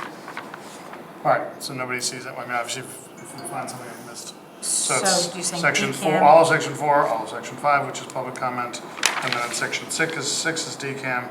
Section 7, I think we've covered everything else in section 6, right? Yeah. I believe, so, well, we have to talk, I don't know if we need to talk anymore, but we touched on it, the management analyst. That's what this job, that's what we just, Right, so we touched on that. yep. And then section 7, I've got Memorial School and Kalen Farms, because the others are tabled. Correct. And then the last is executive session at the very end. Feel free to tell me if I missed something. No, I missed the executive session, so, Oh. there you go. All right, I'm told at least one of us got it. Okay, all right, so let's go back to the very beginning. Now we'll go back into this regularly scheduled meeting. Section 4. Government Study Committee, Townwide Survey, Deployment and Information. Sure, so the Government Studies Survey was launched online in mid-September, and really more in earnest after Labor Day, and summer vacations were over. There's copies in print at the library, the community center, and the clerk's office. The initial plan is to accept them through the end of the month, but my hope is there could be a meeting relatively soon so the committee can decide whether they want to extend that or not. As of today, I went in just to see how many 237 respondents so far, which I think is a pretty good number. So I've asked, written something to the newspaper. We now have our assistant town clerk who's also doing the public information, so I asked that a different blurb, although with the same concept, get put out onto social media. And our IT was finally able to figure out this QR code situation on our homepage. And it's a bit of a nightmare, so we're just gonna have a link where people can click on that and do that. So hopefully the next social media page will refer people to the link. And then, I am the board's representative on this committee, but am asking for the board's willingness to let me step back. Mr. Allison's expressed interest in filling that slot, and so if we are willing to do that, I would relinquish my spot on the government study committee, and we can appoint Jason to that spot for moving forward. So you guys discussed you want to step back from government study? I have expressed that to Kate, and then Jason expressed to Kate his willingness to step in. Okay. I wasn't, obviously I wasn't aware of it, but I wasn't aware of your willingness, but I understand that. It may be a time to look at the government study committee and look and just see, because I know the legislation that we had passed was in May of '22. It was supposed to report back in May of '23. Yeah. And there's been a lot of things that have come and gone about that. But as a board, maybe we want to reevaluate timelines, priorities, and everything else before when we do that, especially with the benefit of your knowledge as Yeah, we can definitely do that. I just want to make sure, just with timing and everything else that's going on these agendas, I don't have the time to do it. I understand Jason that. does. So I just want to make sure we make that change now, so that when the survey stuff is ready, the committee can keep rolling along down the road. And then, yes, we as a board should meet and have those conversations. Well, it sounds like it's decided, right? We would have to vote to make him the select board's appointee to the government study committee. Speaking of surveys, which is related to this, so we did a survey about town meeting times and that kind of stuff, and we haven't seen that. I know that's a different subject. Let's just do this real quick But I first, then we just- definitely can get into that. Okay. So is there a motion to have Jason Allison serve as the liaison to the government study committee for the select board? Jason? You want me to make a motion to appoint myself? No, I was just asking in general, is there a motion? You can just say so moved. Or I'll make a motion. So moved. I would feel more comfortable going over the charge and so on, so that Jason knows what I talked about first, but I also don't want to hang up yours time. I understand that too. So I would prefer to invert the order of that, what we talked about, what the charges, timeframes, expectations. But if we can do that at our next meeting? Sure. Okay. So I'll offer a motion to have Jason replace Steve Carrigan on the government study committee. They elect their own chair, don't they? They do. And that we discuss But the two separate motions you two want? separate, we don't even have to do a motion on the second one, we'll just add it to the agenda. Okay. Yeah. So there you go. So is there a second? So place you on the government study committee. I'll second it. All those in favor, Jason? Aye. Alex? Aye. Steve, aye. Okay. Then we should add government study charge and everything to the agenda. Got it. She already wrote that. Fantastic. All right. Set dates for joint meeting proposal with DPW Board and Commissioners. Yeah, and as it has it, by the time I wrote this, Kevin Bartlett, the superintendent, had said that the at least 2 out of the 3 commissioners were available at 5:30 on the 16th, but I obviously said I would check here, and Are you all available for a 5:30 joint meeting on the 16th before our 6 o'clock regular meeting? October 16th? October 16th, just before our regular meeting. Yes, Yes. Sounds so hesitant. very tentative. Very tentative. Maybe. Maybe. Okay, so then let's set that joint meeting for 5:30 on the 16th. yes, sir. And we will just start our meeting then. Probably at 6:30 instead of, Yeah, well, we can start our meeting at 5:30 and just, they'll drop on. I'm their sorry, time. yes. Yeah. We'll just do the, if we have any other scheduled people, we'd have them start at 6:30, but otherwise we'll just roll into the rest of the meeting. Make sense? Make sense?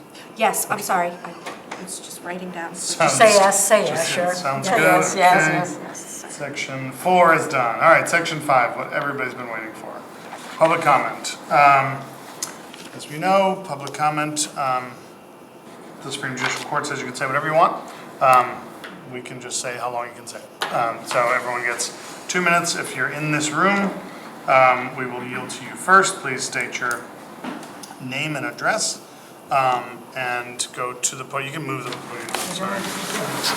And then if you would like to comment online, or on Zoom, which I guess is online, throw up your hand and we'll call you in the order that your hand goes up. All right, there you go. Linnea Lake Conservancy, 1394 Main Street. I would like to go back to the beginning of this meeting with the joint, with the Historic Commission discussing. I brought to your attention on the September 5th meeting that Heather Lennon did not resign. And I asked for transparency on that, and you are in receipt of a registered letter that she rescinded her verbal resignation to you, Mr. Kerrigan. And I'd like to know how you can move all these things forward when she herself did not resign. If we checked, the town clerk's records were checked with, and you submitted her verbal resignation on the 8th, you did not speak with her until the 9th. And I'd like to know how that's possible. Did you vote to remove her? Because if you did, she is entitled to a public hearing. So I think there's some confusion, some things that need to be set straight, and it's really troubling as a volunteer for this town, any volunteer of this town, to think that their time and effort can be negated by the whim or whatever to say they resigned. I know she had a conversation with you, and I know it was contentious and it was a heated thing. She calmed down, she rescinded the verbal resignation. I don't expect you to answer me now, but I think this needs to be answered publicly. You cannot reorganize a committee when the chairperson is still a member. This is just not right. It feels like a betrayal of public trust, and this goes way deeper. There's the Lancaster Historical Society that has... I'm sorry, your 2 minutes is up. Okay, I do request a formal answer. Thank you.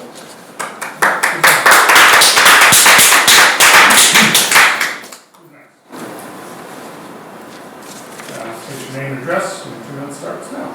Russ Williston, 4 Highfield Drive.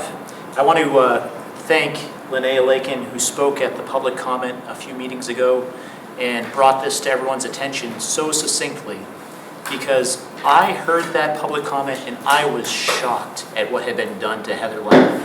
I had spoken to her maybe a couple times, and I immediately sent her an email. I spoke to her on the phone for almost an hour. She talked to me about how much she cared about the Historical Commission, the things you guys had done together, and I couldn't believe that with all the problems we've faced in this town, the issue we are dealing with now was kicking a member off a committee who wanted nothing more than to be there. She didn't resign. As Linnea just said, She got upset on a phone call, and she said something that she immediately regretted, and that's why the state requires that you submit your resignation in writing to the town clerk. She didn't do that. That opportunity was taken away from her. She had the opportunity to write to the clerk to resign and to state when she was resigning. That was taken away from her when Steve Kerrigan thought that he could submit a resignation for her. And I encourage you to reach out and get a copy of that resignation. As Linnea just said, the dates don't make any sense. Look at it very closely, talk to Heather, and make your decision. I was happy to hear tonight that your first instinct was to ask Heather if she would come back to your committee, because I can tell that she wants nothing more than to be there. It's what the town wants, it's what's best for the town. Your committee has done so much for the town. There are lots of towns where the Historical Commission is very inactive. We're in a beautiful building that is the way it is because of the things that your commission did over the last 10 years. And I encourage you to work this out with Heather and get her back on the commission as soon as possible so that they can meet again and get back to work. Thank you. Thank you. Next person, state your name and address, please. Carol Jackson, 40 Farnsworth Way. The way volunteers are treated in this town is just terrible. I can't get over how they're treated, and also employees. Heather has done so much for this town, and to be treated the way she's being treated by you, the board, or a single person, not sure, it should not happen. You have better things to work on in this town because this town has a lot of crap going on. And if you're spending time and money and effort and resources on pulling this on a volunteer, when obviously the commission wants Heather on, but for some reason you don't, is it a personal problem? Who knows? But that is just awful. This should not happen. I would like to know how much money has been spent on trying to get Heather off the commission, when that money could be better spent on stuff the town actually needs. We need Heather for the Historical Commission. We need the money for other things, and that obviously you're crying poor for Lancaster, right? I would say spend your time and money on different things instead of pulling this crap. Thank you.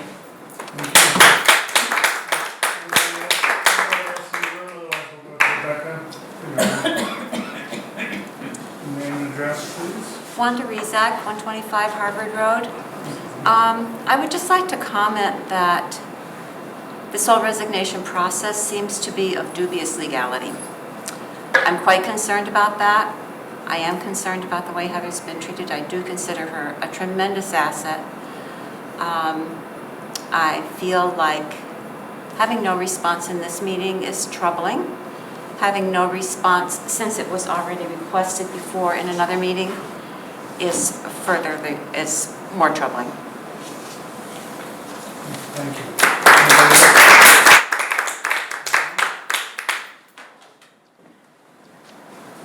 I actually was a historical commission member. Right, just for the record here. Oh, sorry. It's okay. Everybody knows. Hi. That's Martha Moore, 131 Center Bridge Road, in Lancaster.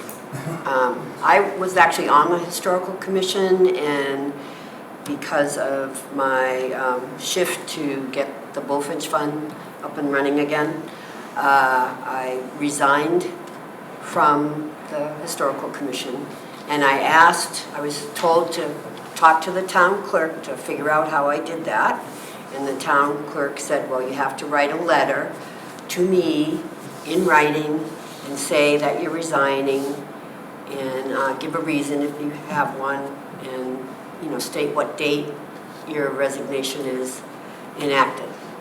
So I did all that, and that was how I resigned.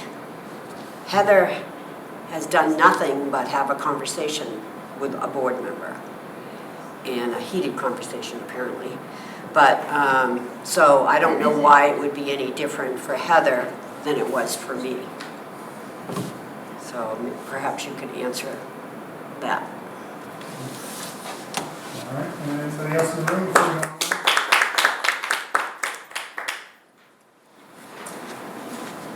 Karen Silverthorne, 395 Goss Lane, and I am currently a member of the Historical Commission.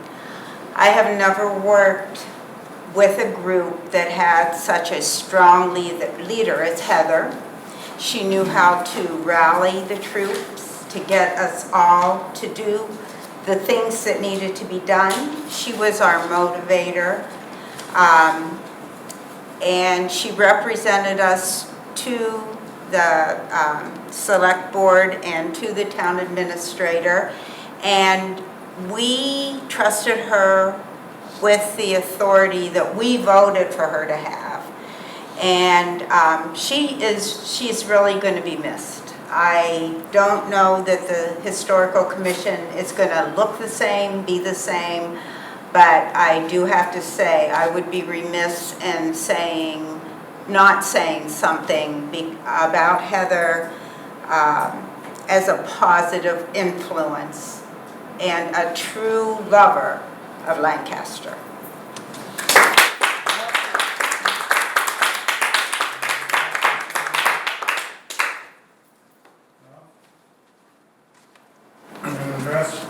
Ralph Difford, 861 George Hill Road. I like to hire passionate people for my business. Passionate people bring energy, they create momentum, they get things done. And sometimes it results in some wicked fights. My experience has been that when we get into these fights, we have to back off on the ego. We have to find ways to clear the path, to let people get back to work, recognize that they're the way they are because of their passion. Abraham Lincoln did the same thing. One of our greatest presidents. He hired a team of passionate rivals, and he guided them for some amazing accomplishments. My experience is we need to find a way to, in essence, back off. I would encourage the select board to, in essence, rescind their recognition of that resignation. That would cool the temperature, allow things to back off, and let's get that passion back to work. Thank you.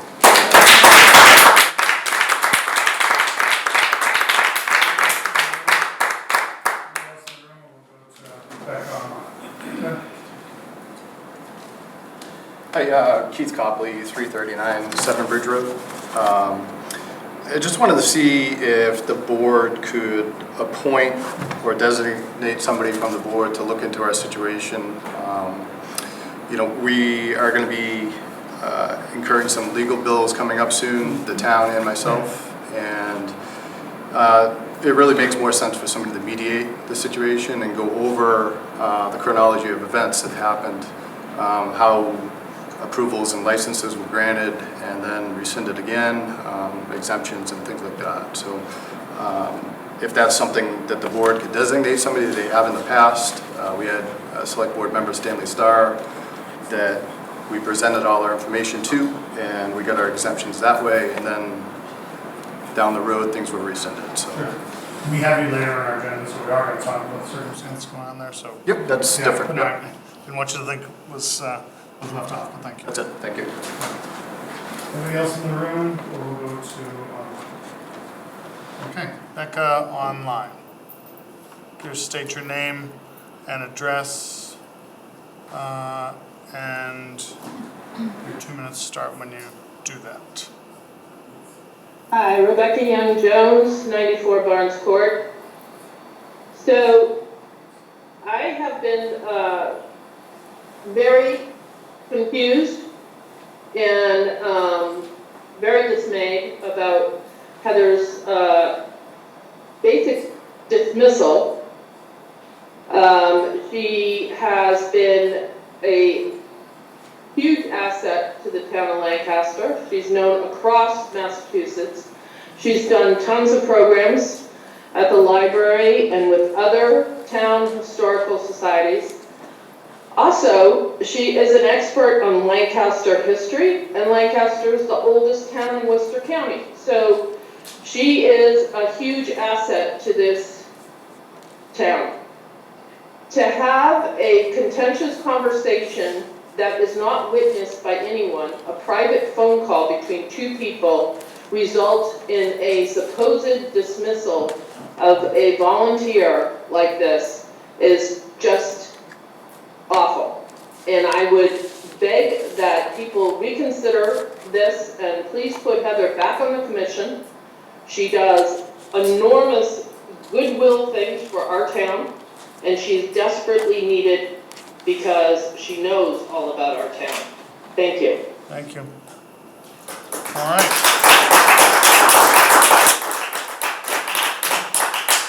Thank you, everybody, for participating. Anybody else online? All right. Public comment is now closed. And we'll move on to section 6, the agenda, DCAM property update. Kate?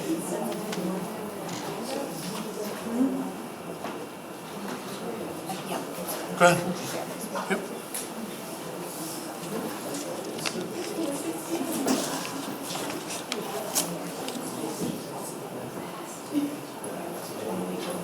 No, go ahead. So you're gonna, if you see somebody pop up, you just have to let them in, because I can't drive and talk. All right, that sounds fair. Okay, so as you know, we applied for, Does it pop up where I can actually see it? yes, but if you want to minimize that, you might have a chance of seeing the actual screen, because if someone comes, it'll come up and say such and such wants to get in, yeah. Oh, okay. All right. Okay. We applied for a partnership agreement with Mass Development about 8 months ago, and with them, we were able to secure a grant for about $32,000 to pay for a Phase 1 environmental analysis, which is a standard part of the due diligence when any municipality is thinking about acquiring the property. Also, and perhaps more importantly, Mass Development and the town were able to contract with the BSC Group, which is an engineering and design firm, to begin the process of assessing what we have in terms of existing conditions and what the town may be able to build or solicit to be built on site. The focus primarily was on housing, senior housing, affordable single-family townhomes and non-owner occupied apartments, open space, both programmed and non-programmed, and some notion of mixed development. There was a careful focus from my office to avoid major disruptions to the already established neighborhood along Old Common Road and to focus on routing traffic in and out of Still River Road. 110. Right, which Also- is 110, also known as 110, sorry. So this is a myriad of the several drone photos, Google Earth, and the town's GIS images, which we kind of interlaid over together. This is what I'm calling the existing conditions map. So the entire area in the red is the total of the DCAM parcel. Much of that was used on the side here. This by the- area here, yes? Yep, sorry, I don't have a pointer, so thank you, Vanna. Including this. That part is generally used by the RFK Alliance. In terms of the area which the town focused on, that is within the yellow circle that is seen here, which contains the bulk of the existing buildings. It's fancy, isn't it? That is very fancy circle. So the point along Still River Road closest to the Bolton Flats, it seems through our research, don't worry. No, I don't even have to do a thing. Has been discussed for many years as a future water site. And while nothing has happened to that relative to date, it was determined that we would keep that as non-buildable should the needs arise for water. That's equal to about 15 acres. And specifically, 10 years ago, the town submitted interest to the state relative to acquiring this 15 acres of land off of Still River Road /110 on the abutting Bolton town line for the public water supply and pump house purposes. Immediately, this is adjacent to about 2 acres of non-buildable wetlands, and the Still River still runs through it. That is a brownstone site, having some contamination from the existing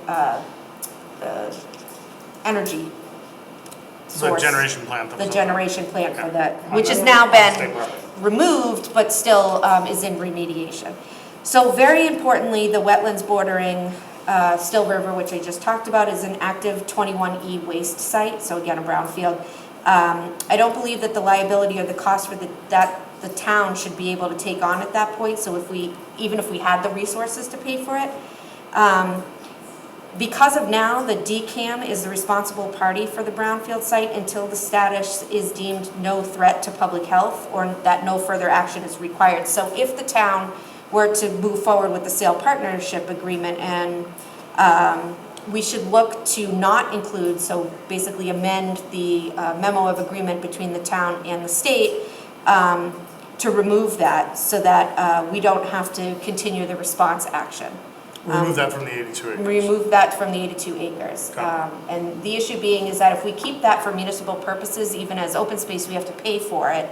And we also have to take on the liability and the remediation effort. So much like we talked about the piggery, since the interest is keeping it as open space, it might as well be state open space that the town doesn't have to then pay for. Kate, can we interrupt you? Yes. The proposed well site was on the north side where it says Bolton Flats, WMA. Correct. So right in that area, It's right? 15 acres there, yep. Right, on the opposite side. Okay, and I know there was contamination from the piggery. Do you see the sort of undershaded brown area that's there? Right here? Yes, and then over a little. That is, Piggery waste. That would be power waste. Power. Correct, yep. That's about 2 acres. And they were trying to do this, because this has been talked about since before our last time, right? I was gonna say Grant took Richmond. Yeah, there was some discussion because it's old myths die hard. Not only is the waste a concern, but our existing wells are pretty much on the other side of Eastwood Cemetery, which you see there, within the pumping area that. Where if you pumped up, you would get you'd be pumping in the same. Well, you'd be pumping in the same aquifer as our existing wells. So if a well fails, you don't have the backup because you're pulling from the same pool. So yes, I think we're all in agreement on that. But there's more than there's many reasons why, because I know things can be cleaned up, but much higher standard for drinking water. I'm not sure you'd want to drink it. No, you wouldn't. Not anytime soon. So that is why we're not stuck, but we're settling on that focus area there. So I guess I just thought it was important to bring that up because when we talked about it at town meeting, we talked about this, X amount of acre parcel. And so I didn't want the notion to be that we've just decided on a whim. So roughly what is the focus area now? It's 67? About 60, yeah, I was saying 65 acres, but. When I have walked it and we've talked about it, it was the sort of, I guess you'll call it the peach color that goes right to the I'm road. colorblind, so don't, if you want Maybe to point. if you just let me get through the next few slides. Okay. Because, All right, yeah, okay. We'll be here. Just because there's more members. that's fine, that's good. Different colors. Oh, goody. So we have 3 proposed concepts. So one of the things that I wanted to be clear is that site access in and out, we really were trying to do from 110 or Still River, so as not to create this huge flow of traffic in the already existing single-family neighborhood there. There is, you'll see on some of the renderings and plans that I have here, emergency access road, or in some cases, a driveway. But really the majority of sort of the mixed-use development, should we decide to go that way, would be from 110. So there's 3 different variations. One is a new construction, 100% residential townhomes, lowest density there could be while utilizing, most of the acreage. The second is an adaptive reuse and new construction, so using 3 of the existing buildings that are there, and then having commercial, type of yoga studios, that kind of stuff, coffee places. And then the third is the new construction mixed-use residential, which is the higher density. So as far as concept 1, the Lancaster Commons Development Project highlighted some of the community needs and desires for the property, and that included housing, mixed development, and lifestyle type of commercial development like yoga and spin studios, a coffee shop, artisan shops, etc. So the first premise was simple. It was a standalone condo, HOA, or homeowners association development. And looking at something similar to Ferry Landing Circle in Portsmouth, Rhode Island. Again, I'm not equating Lancaster with Portsmouth, Rhode Island, but the idea was that this was a similarly sized parcel of green space that was immediately adjacent to a brownfield. So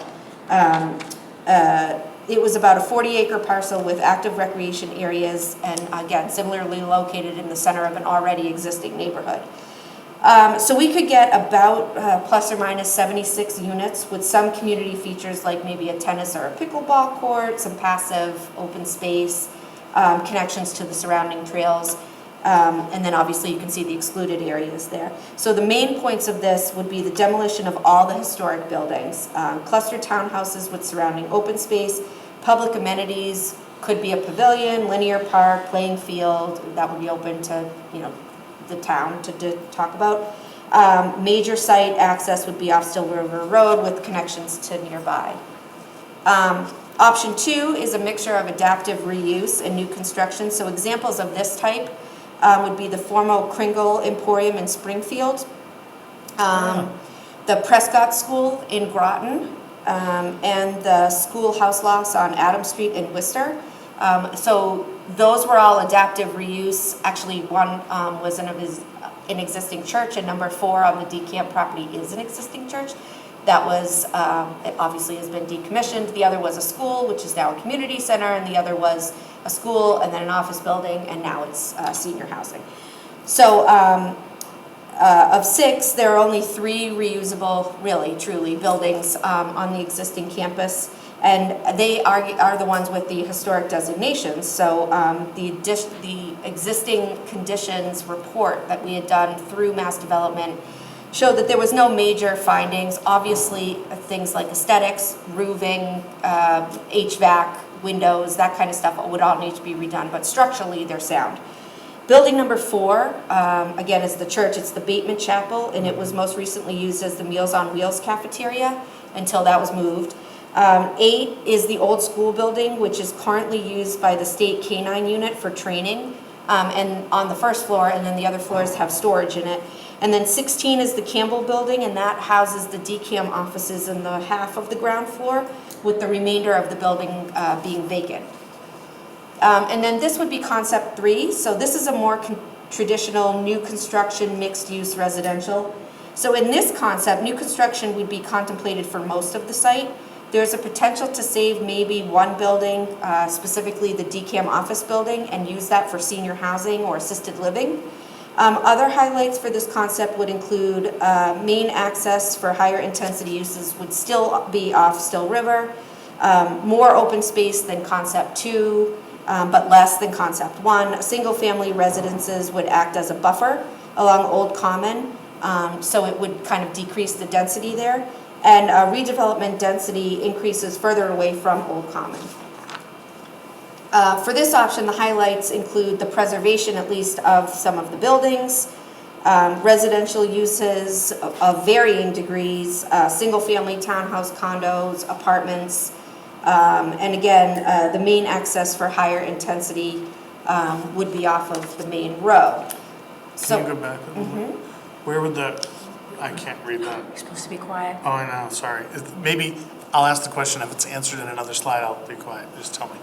Oh, go back. The retail restaurant office, where is that in 1 and 2? Answered in another slide. There we go, then I'm gonna zip. So from these discussions, and really just looking at other things around New England that are similar, we started to plug in some things in our AutoCAD effectively. And again, this is, I'm not an architect, nor do I play one on TV, but this is the way to try to see what we could fit where. So this would be an expanded version of concept 1. This is solely residential. So it has a total of 100 units. We show the buildings as potentially either having 4 units, or there was a thought to have some buildings maybe only have 2 versus 4, both for accessibility, and additionally some of the 2 have larger square footage than others or a garage. So all of the circulation for this type of concept is within the site, meaning you enter 2 places from Still River, 1 place from Old Common, and all of the circulation and parking is therein. This concept has a lot of green space. It has the most amount of green space. The buildings are laid out in a manner which has some driveways into garages and some without, therefore parking is provided in front of each of the units. So parking in this scenario is about 180 spaces, but there's enough area to expand should any of the regulatory boards decide that we needed more than that. The public space has playing fields along with sports courts, a tennis court that's large enough to be double lined to include pickleball, and then we have basketball courts. I know, and a parking and play area in the collection of the front with its own separate parking. The dotted line around the circumference of the development would be the trail system, which would, when it's complete, connect to the adjacent trail system in the Bolton Flat soccer areas. So in a nutshell, this is 17 townhouses, which are about 1,500 square feet for 60 units, and 12 townhouses with 2,250 square feet, including garages, for a total of 100 units. Total townhouse structures, right? Correct, yeah. So this is our de facto option 2, which is more of our mixed concept.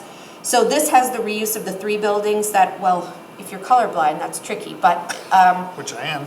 Yeah, so... But I see it. Building 4 is the old... Right, they're older, they're the darker brown color. One is by the number 1 is by the number 4, and then the church actually looks like a cross. Yes, yeah. Which is interesting. A lot of churches do. Yes, so this has the buildings being reused. This differs from the first concept because there's a focus on having some single-family residential homes. Those are demarcated by the number 2 here. So as you can see, there's 8 homes that have their driveways right off Old Common Road. So that part of the development would really look and feel more external to the rest of the site.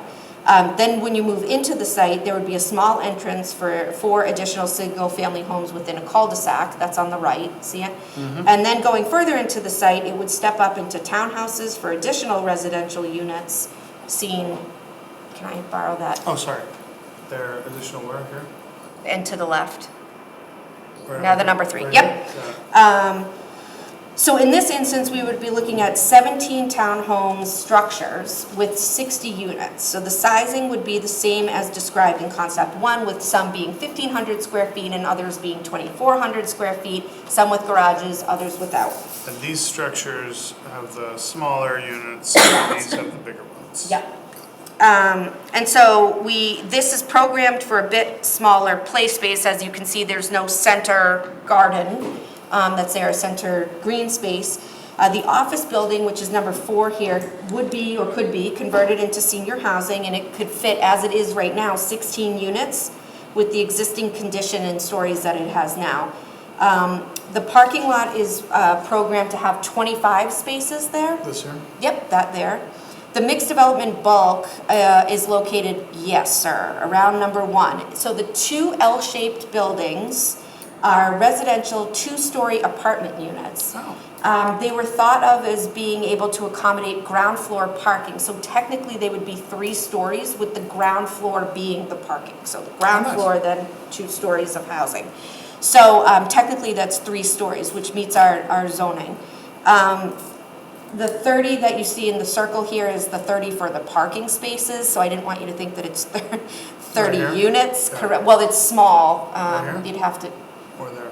Yes, there, and on the little L's. Yep. Oh, got it. So the middle would also be residential. That would be a reuse of the existing school. That is 3 stories, 18 units of housing, and across the 3 buildings. So we would have commercial area, which would be adaptive reuse of the chapel, which is 7,500 square feet of commercial space there, and then 2 added buildings, which are on the right of that, yes'm,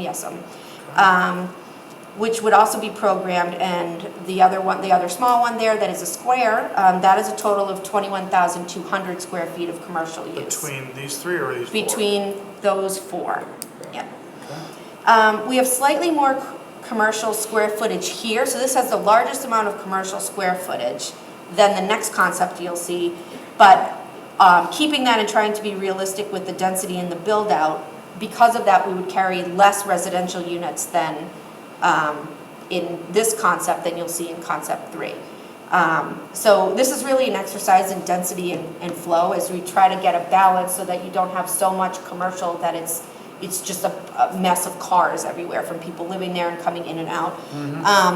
So overall, this is 168 residential units and about $30,000 square feet Just in pretty much commercial much of the whole thing. and commercial square footage, and parking for 350. Okay. I promise you we're And coming. this is in what we handy. call number 2, right? That was 2. That was 2, this is 3. Is number 3. So concept 3 is a little different in terms of the size of the buildings and the density. This is the largest density model. Here there are several single-family homes, once again along Old Common Road, but housing is turned into the site instead of alongside of it. These here. Yep. And instead of having the cul-de-sac, we just have them straight off the road, obviously on the other side. So the circulation for this entire development is all internal, rather than having people pulling in and out of their driveways along Old Common. Then it's stepped back to the townhouses as the next layer of density.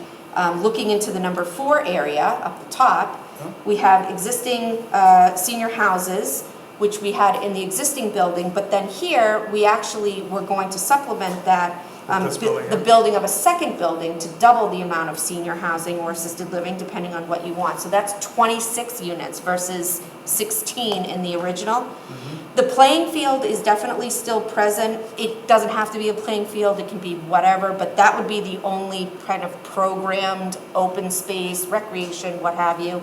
There is the linear park that's coming back in the middle that is their more passive, unprogrammed recreational space.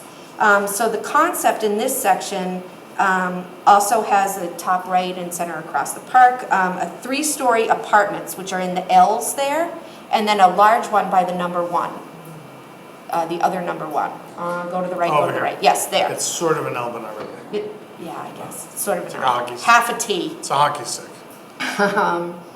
So these would be deep within the parcel. They would have external parking for the units in the center, and there would be about 110 rental units between the 3 buildings. So the building to the right, as you can see, is slightly larger than the other 2. There would be more units per floor than the other 2 overall, but all put together, it's 110 rental units. Then we would move to the 4 smaller commercial units. So if you go right, go to the left, and upward. Right here? Yep, so 1, 2, 3, 4. So there's 3 of a similar size and then a larger rectangle. So those would be the smaller ones between 3,000 and 3,500 square feet, and the larger one in the middle would be 9,000 square feet. So overall, this concept, again, largest density, is 198 residential units with about 20,000 square feet of commercial space and about 400 parking spots. Got it. Okay, so now it looks really little, but the idea here is, and again, this isn't one option or the other, but the purpose of today, which coincides with the next level of grant that we got, was that we have enough money, somewhere in the neighborhood of about $42,000, to bring one of these concepts or a mixture of 2 of these concepts together full through a more spatial rendering. Meaning, right now, this is what we fit onto the computer. Everybody knows that does this for a living, and again, I do not do this for a living.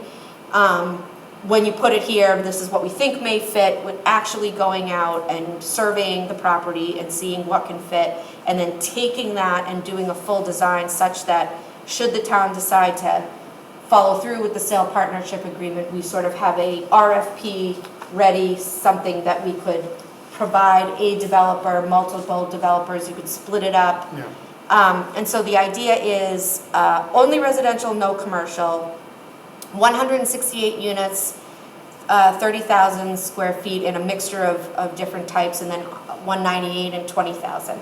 Now, I don't want you to think tonight is the last night to do that. Right. I'm looking for just some feedback because I have about a month left on the current contract, and I also know that I'm going to be going to the Affordable Housing Trust.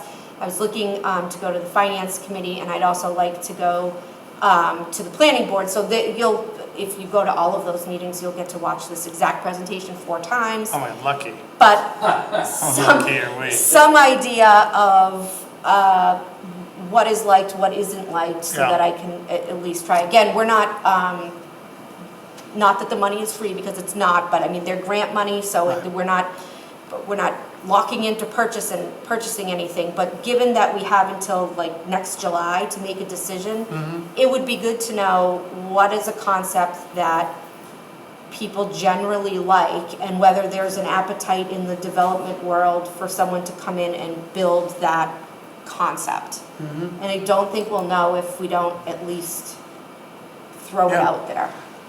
Okay. And so that's it. And I can keep this up, I can go back. Leave that slide up for a minute. First, Can I, sorry. Yeah, go ahead. With one last slide, but I won't go to it. I'll sure. leave this up and you can just You can go to ponder the it. slide and then we can go Well, back. no, it's just, no. So the questions are, just things to consider. The demolition of the historic buildings requires an extra layer, which may or may not be an added expense. I would think it would be.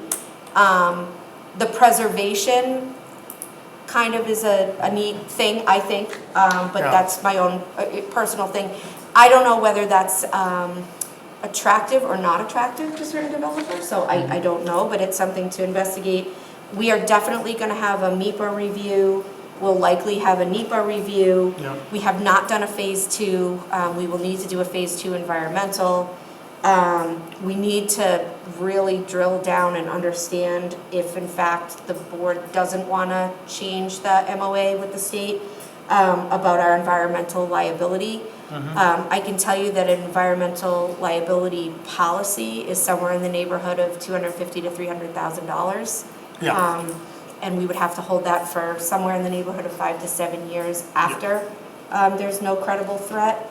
And how much land does the town want for open space? And I say that only with the caveat that whatever the town decides to keep or retain as open space, we need to pay the state the amount that that land is worth back as cash money. So if you were anybody to put out any one of these concepts and we wanted to keep, say, the area in the back, regardless of whether it's basketball or whatever, and say that's the equivalent of 4 acres, and the developer arguably does not want to have that as part of their package, we then have to pay for those 4 acres at whatever the value is. So just remember that it's not free, which doesn't mean that it isn't worthwhile. Okay, I'm done. Okay, good. I mean, not good. That was a fantastic presentation. It's okay, Thank you can say No, this is, there's a lot of work that went into this and I appreciate it. I'll go first if the board doesn't mind, just to give my initial thoughts. And I'm excited for what's to come because I'm excited to get the feedback from other boards. I'm excited to have the townspeople get a chance to kick the tires on this. Definitely excited to hear about what the residents on Old Common Road feel about it. I remember working with them when RFK was expanding and building a new building, and a fantastic group of residents who understand the community they live in a really strong way. So we want to be respectful in that regard as well. To me, option 2 sort of meets most what was sort of in my mind, except for I love the idea that a linear park. I love the idea of that throughout the development. But what I like about option 2 is it does provide much needed diversification of our tax base with some commercial space. I also see that as part of what would be creating this new neighborhood in town. The senior housing numbers I think are fantastic, but also the preservation of those 3 buildings, which I think would be fantastic if we're able to preserve them within the structure of this development. That's a little why I'm not into number 1 because I think it's too limiting and doesn't give us, frankly, everything that I think the town would want. Although I love the rec space and the linear park there as well. But to me, melding, and if you said, as you said, we can look at 2 sort of going forward. I would say 2 and 3, only because I'd love to see how we can meld in more of that linear, because I'm thinking if I lived there either in senior housing or one of the other, like, it'd be, that linear park is just a fantastic space to use and why, just as is the rec space in the north, but, or the top part, I don't know. That is the north, yeah. As luck would have it, I think. So anyway, that's my first blush. But first, thanks so much for the work that went into this and all the partners that worked with us on it and all the work that's going to go in between now and July. It's going to be a lot of it, but I'm really excited that townsfolk who I hope, if you're tuning into this, you're paying attention or will rewatch it, and also all of the other meetings that Kate will be going to make the same presentation. I think the more we see it, the more we'll pick up on it and we'll learn different facets of it. And then this is, very much the beginning of the public process. So for me, it's options 2 and 3 who I'd like to see some sort of a marriage. Honestly, with about 90% of 2 and a little bit of 3. But As long as nobody says none of them. No, Because- but then I'm not going to say that, I'm but I can't sad. speak for my colleagues. But I don't know, Alex or Jason, whoever wants to go next. Do you want to go?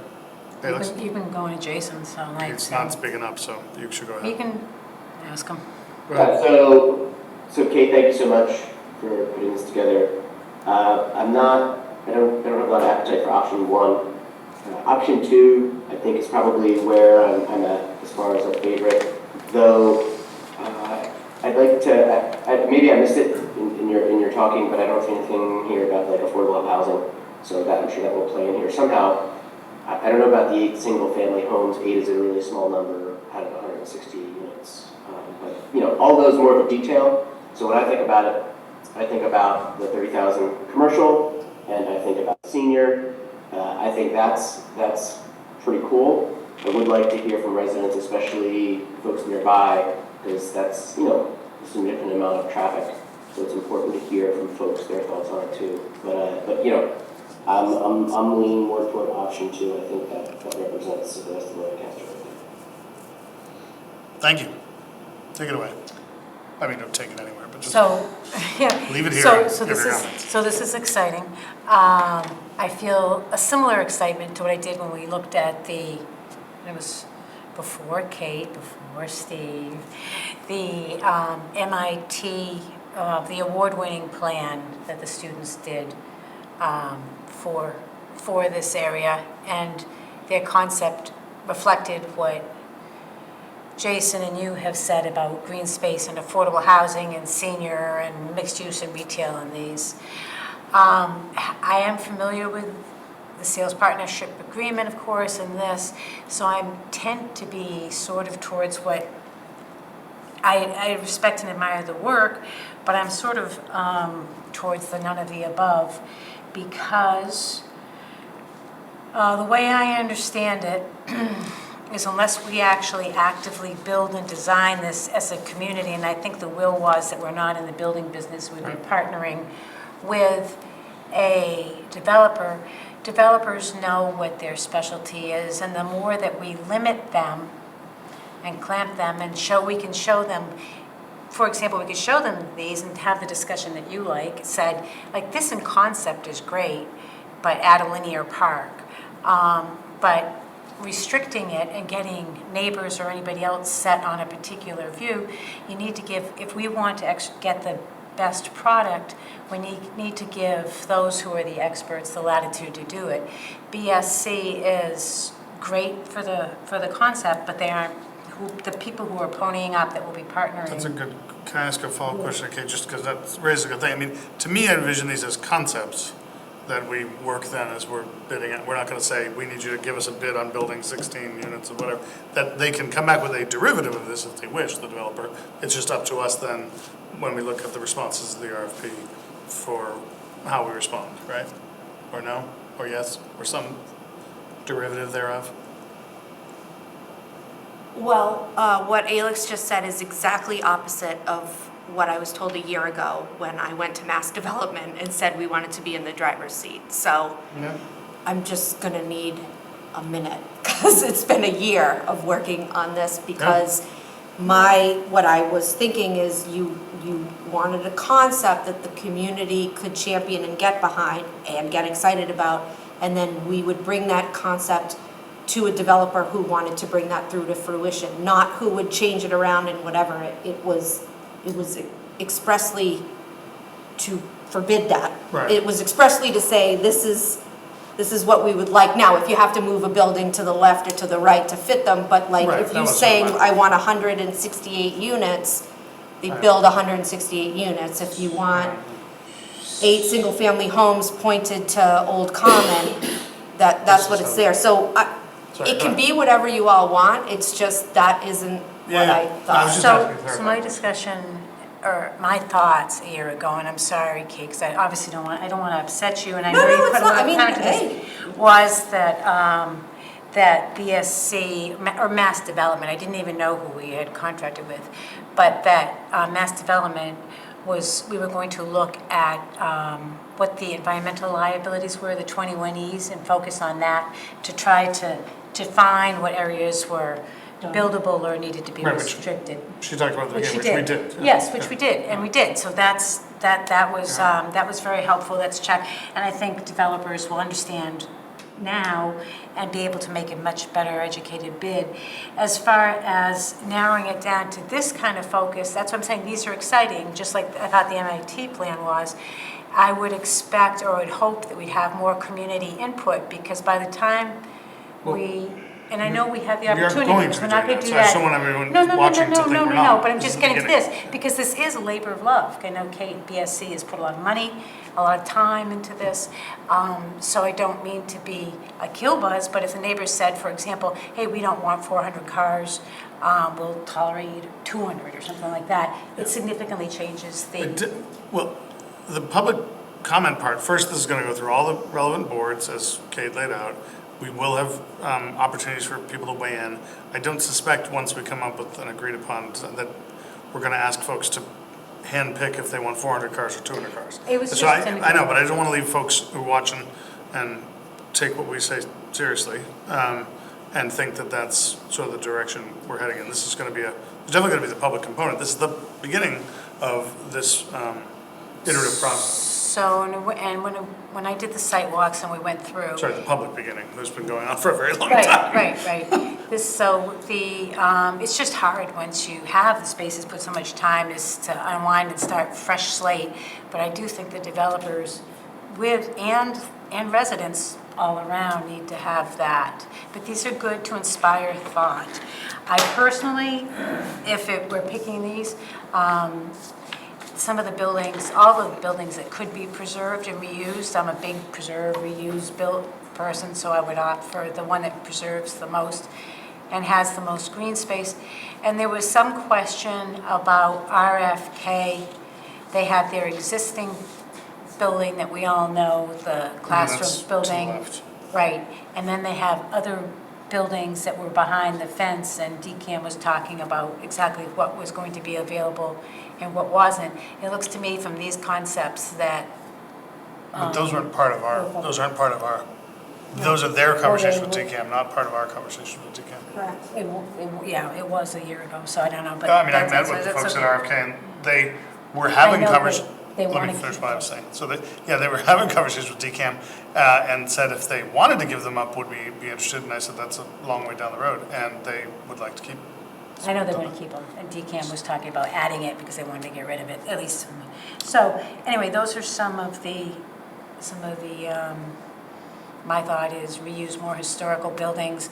I think that I agree with you and Jason about, I would, in a blank slate or even in these, emphasize senior housing, but most importantly, what we call affordable is not affordable to many of our seniors. So it would be low-income senior housing that was followed the federal guidelines.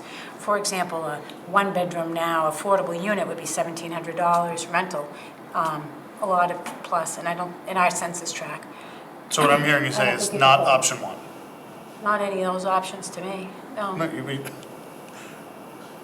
Not option one, because it doesn't include any senior or Right. affordable housing, so that one's out. Mhm. And you mentioned positive things about both option 2 and 3, so it seems you're on the same path that Jason and I are, which is not option 1, but, and you mentioned you want to focus on the one that saves the most buildings, which would be option 2, which saves the 3 historical structures. The Yes? problem is, I just think that telling a developer something that this tight is a mistake for both No, I heard maximizing. that. I heard that. I would rather the townspeople have an input into this Concepts. than a Yes. developer have. Sure. Right. Well, both. I understand that, and they will. Developers aren't shy. Okay. They will have input, but I would rather the townspeople have their voices heard. Yep. Okay. Do you need anything further from us on this, or you're going to do your road show to every possible commission ever? Okay. Thank you for this. I think it's Thank you. fantastic, and I look forward to. Do you need anything else from us on the piece of land that's the 21E? Do we have to waive anything at this point? Okay. Nope. I don't think there's any desire for us to take contaminated land. But, all right. Can I introduce you to Brian Keating? Oh, you can introduce us to Brian Keating. Hi, Brian Keating. How are you? I was wondering who that Brian is our. fellow in the jacket was. That dapper man, right? He is I our. was gonna say something about that. Nope, we're not gonna say that, So I no. didn't. I apologize. So Hi, Brian. Brian is our new community development and planning director, and Nice to meet today you. was his first day, and he's suffered through this presentation You're now here at twice. 8:25, right. 100-degree temperatures earlier, and a little different now. It's a little Yeah. bit more. Nice. Yeah, so I'm Brian Keating, firstly from the Department of Economic and Community Development in Methuen over the last 5 years as a senior planner. I have a long and varied background and touches on most aspects of municipal planning and community development, affordable housing, workforce development, neighborhood planning. So I was covering all bases, so I'm very excited to be here because I always tend to work in urban environments. So I'm really excited to come into a more of a rural environment and more suited to where I've been living for the last 17 years in Pepperell, Massachusetts. And Nice. the reason why I'm bouncing back and forth is because I'm also on the planning board in Pepperell, and I had to dial in remotely tonight to our Pepperell planning board, so I can, coming up here as well to hopefully to meet you folks and anyone else who was here in town. So I'm very excited to be here. I'm looking forward to these exciting projects. Looking forward to things like master plans and MBTA communities and complete streets and downtown revitalization. It's all stuff that, it's all stuff that, what do they say, floats your boat or gets me up in the morning, so I'm very excited. Or if your boat floats up, then you wake up. You're right, exactly, with the stormwater management, you really. Right, exactly. Well, welcome. Thank you. Yeah, welcome. And did you see that on that plan, we might have up to 30,000 new square feet of commercial space, so we're basically like Methuen. It's We're right up there. This is what I'm Almost thinking the- for. This is like a Tuscan village in Salem. And so that's all, that's very Tuscan exciting. Village. I like that. That's option 4, the Tuscan Village. People know any of that up in The Salem. grapes will be in the Yeah. center. It's been named. Yeah. Yeah, right. Well, thank you, welcome. Good. Thank you very I'm much. Steve Kerrigan, I'm the chair of the select board, Alex Turner, and then Jason's in one of those boxes up there. Well, he had the pleasure of Jason. Oh, right, during the interview process, sure, yeah. Fantastic, well, welcome aboard. Thank you very much. Thanks for questions? coming back. Sure. Yeah, back, yeah. Sorry, what a long first day. I know, right? They're not all like this. No, sure. I hope he doesn't have any more first days anytime soon. I just meant like day Yeah, two. you got it, okay. Last first day. Yes, thank you. Pepperell's a great town. It really is, and it's a lot of similarities between Lancaster and Pepperell. My dad, who's Mass Electric, he used to be based out of there, one of their barns up in Pepperell for a long time. All right, thank you for that, thank you. Where are we now? Okay, we are now on Memorial School RFP, yes? So what I have left is Yes. to review our list. Dawn Foster is now here. Oh, Don Foster's here. Hi, Dawn. I'm sorry. Were you there for a long time? I missed you. I apologize. No worries, no worries. I thought that happened, and so I deliberately lit up the screen because I've been kind of lurking. And here. well done, you look like an angel. Oh, wow. Wasn't that nice? Welcome, Dawn. It is, and Kate, I promise I'll bring you a nice crisp 20 tomorrow. And for anybody listening, she's kidding. Absolutely. It's at least worth 50. Right. Well, also a joke. That's coming from the budget analyst. I know, right? Yeah. It's where you get the 50 that matters, Dawn. Yeah. Well, welcome. Thank you. So I taking a note there from Brian's book, but not as long. My background has been in financial management, hence the budget analyst purchasing position, project management and systems implementation. So that's been gained with the city of Seattle in Washington State, the city of Santa Clarita in California, and the city of Prescott in Arizona. Wow. So I'm finally back on the East Coast, back home, and really look forward to working with Lancaster and working with Kate. Great. Well, welcome aboard. Welcome, thank you. Thank you for that. Look forward to seeing you in person. Thank you, Dawn. Thank you, Miss Kate. You guys have a good night. We already are. It's a laugh a minute. It doesn't get any better than this, I know. Yeah. Be well. Okay. Yes. Anybody else? Anybody else? Well, you've met Mike, didn't you? Mike Silva? Yeah. I don't think so. But he's here. Why not? Hey, Mike, Hit it up while we're Mike? here. He was busy that night. would you like to? Good evening. How are you? Good, I'm doing good. So Mike has been here, has it been a It's month? almost a month, yeah. Yeah, 3 months actually. 3 months! Time flies. It's been so amazing. And Mike has hit the ground running. I don't think we're ever, not seeing him in a rush, getting somewhere or coming from somewhere. So Mike, do you just want to tell folks a little bit about your background? Sure, I was working in Leicester before I came to Lancaster. I'm a certified building commissioner.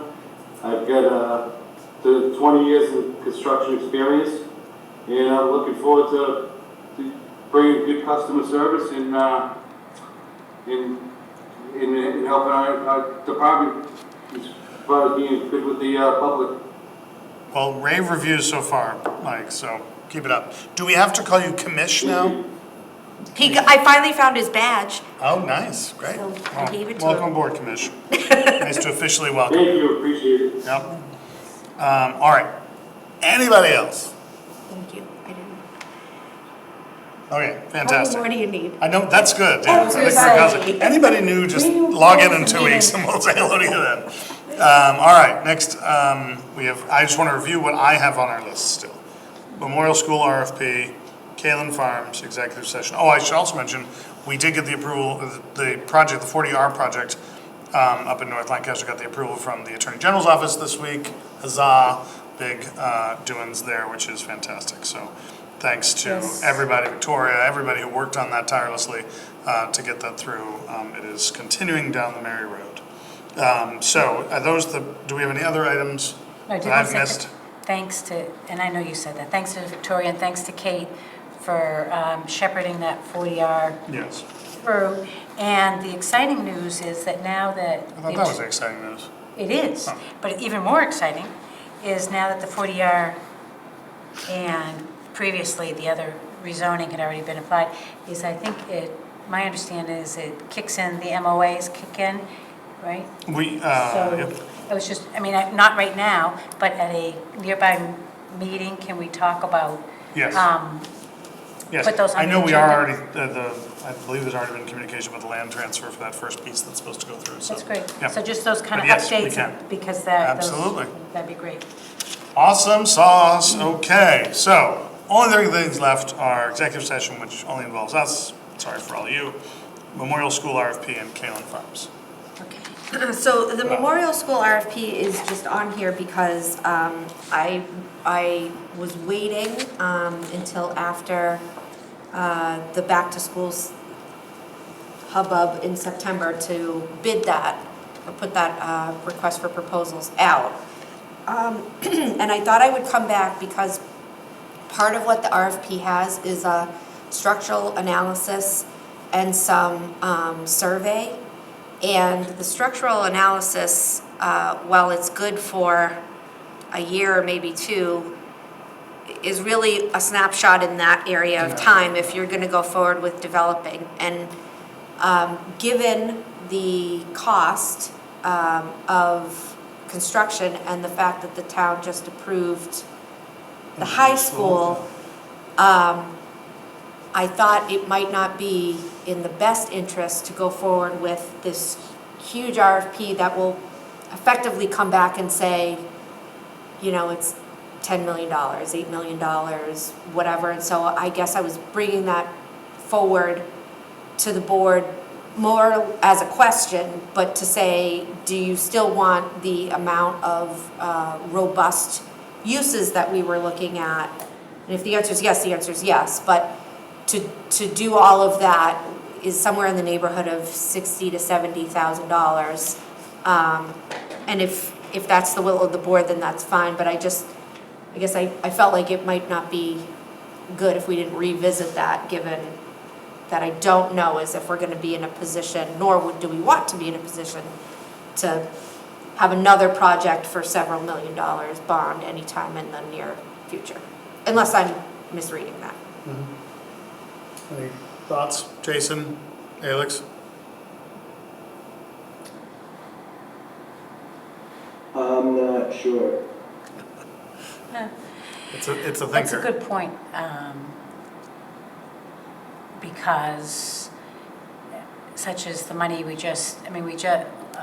whatever, year and a half ago or something like that, we funded $150,000 or something for analysis for the library. And I know that those space needs studies need to stay very current.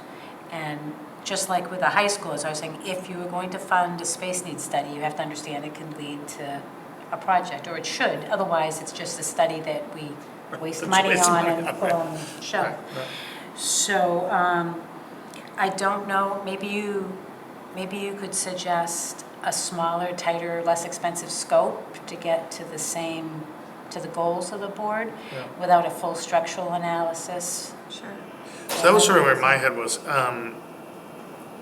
Like, something's going to go there at some point, and so if there was a tighter scope that had more, wasn't as detailed or expensive, and had more legs, like that we could sort of lean on for the next 5 to 6 years, rather than something that will likely its efficacy would be gone too. So could I make the recommendation that perhaps at a meeting in the future that, because the last time we talked, it was going to be this RFP that was going to have these different scenarios of what it could be, coupled with what the Memorial School reuse had put in.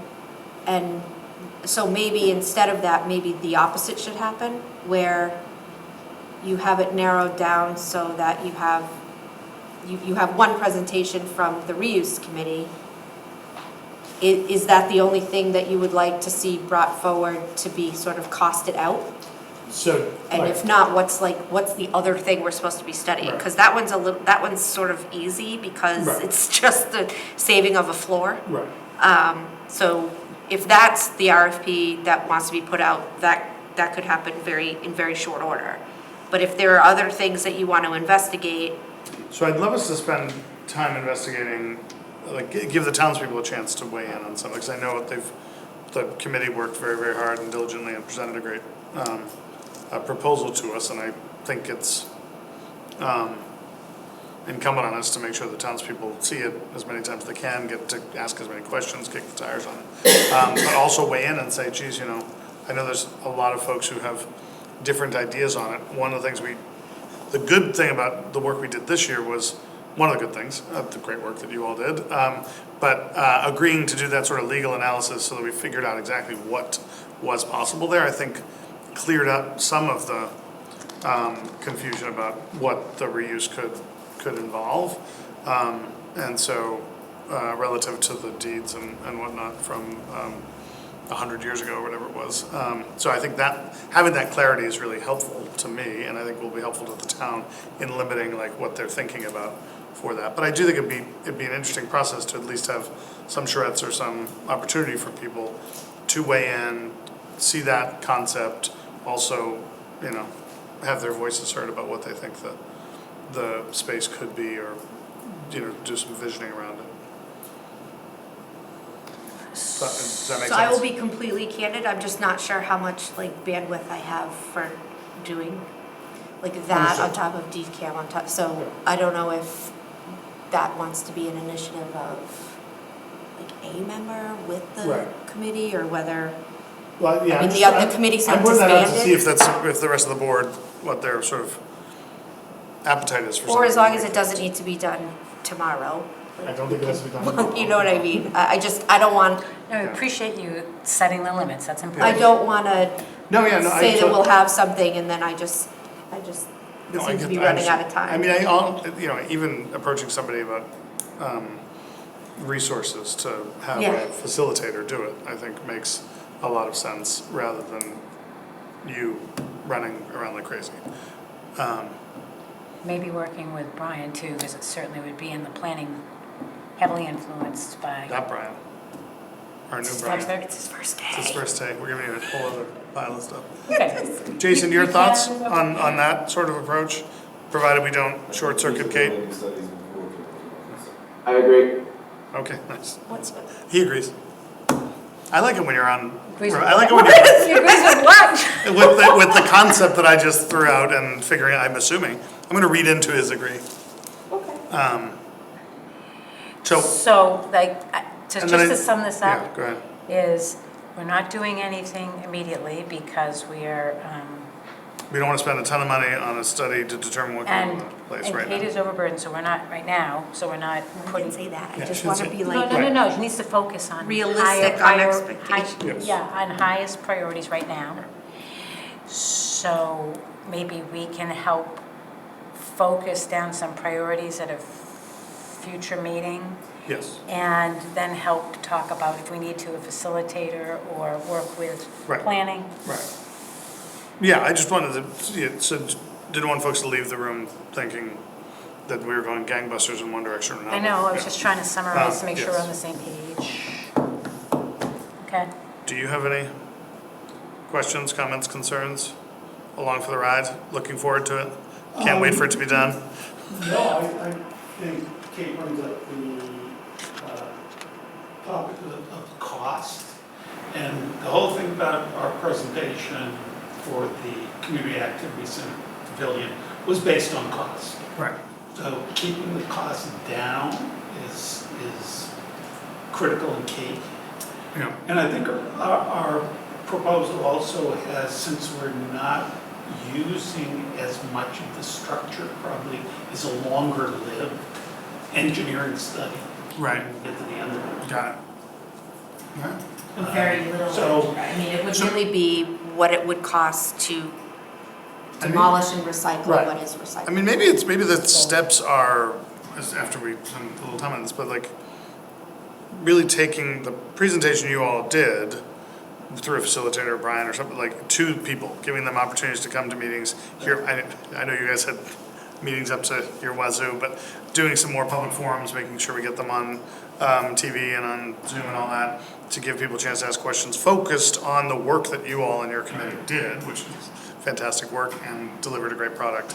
And then sort of look through the facilitation of that and what the result is to answer some questions from folks, well-intentioned as I'm sure they will be. And then move into the next phase of the engineering study. Does that make sense? Yes. Were you asking me? I was. Yeah. Okay, yes. Usually when Are I. you just I know what I was. Are you just saying that? Because he said that before I was writing, so. I just always want to make, because sometimes I'm clear as mud and I want to. No, that's excellent. Thank you. Okay. Thank you. Any other questions from my colleagues on this? More to come very soon. Okay. Next and second to final item on the agenda is Kalen Farms. Okay. Or is this a? Well, I, No, I'm This next, is- I'm next, I was supposed to report back at the next, this is the notice of non-exercise pursuant to MGL Chapter 61A, Section right, 4. I'm supposed to report back according to the minutes and the Yeah. last thing at the next meeting. So I thought this was somebody else. I mean, I know. Oh, I read that know as this the- meeting since it's our next meeting. No, it said, in fact, Jason said, is it enough time, can you report back by the 16th? And I Of said, November. yes. Okay, All right, well, let me go over where we are. what I know, which is, there was some questions about the house. So there was, and I'm certain that folks know this, but just bear with me, there was a house that was on the property that suffered a loss through a fire. And the house that is there is the rebuilding of the current house, just in a different spot. And that building permit was applied for through our former building inspector and was granted, and that was prior to the A&R. So the building permit for the home was when this was all, it had been all one home, one lot. It then was divided into 2 lots. My understanding, just from watching the video and seeing Jasmine's notes, is that this. It was a 4-acre parcel. Correct, and it was going to be rolled into the other parcel, and then the home was, so I think there was some confusion, like, who said he could build, well, the house burned down, that was there. And so it was being rebuilt. If I can ask, Mike, do you mind just unmuting for a minute and just chiming in? Because first of all, he's the subject matter expert on this, but they have the ability and the right, obviously, to rebuild a house when there's a loss, and it was on the parcel. Mike? Yeah, so when you break the land into 2, the A&R plan is, in essence, approval not required, so it needs to meet the dimensional requirements for the town of Lancaster. And the division of land, the parcel which the house is on now, lacks the proper lot frontage. That's why, they'll be required to do an amended A&R plan with the proper lot frontage and meet all the other dimensional requirements for the town of Lancaster to be able to build on that lot. Or they need to seek a variance. So Mike, the house was built on let's call it the 4-acre lot. And was it compliant then? Or would it have been compliant then? Yes. Okay, so it's the dividing, or where the dividing is taking place, that is making it not compliant. Once you divide the land up, you lose grandfather status. Right. So, and it wasn't, honestly, the A&R plan in and of itself, the lot needs to be compliant, so, to zone. No, I understand that. So, so basically that subdivision wasn't even I don't even call it legal subdivision. With the one that was. Fall under the A&R plan. So, I guess my question is there a way to recalibrate the division of land that does make it compliant? Yes. Just asking. Yeah, they just need to get, file another A&R plan in, with the proper lot frontage and meet the other dimensional requirements, and then the lot will be buildable and we'll be able to issue the occupancy permit for the house. So I guess I just wanted to clarify my question, because I did hear you answer it.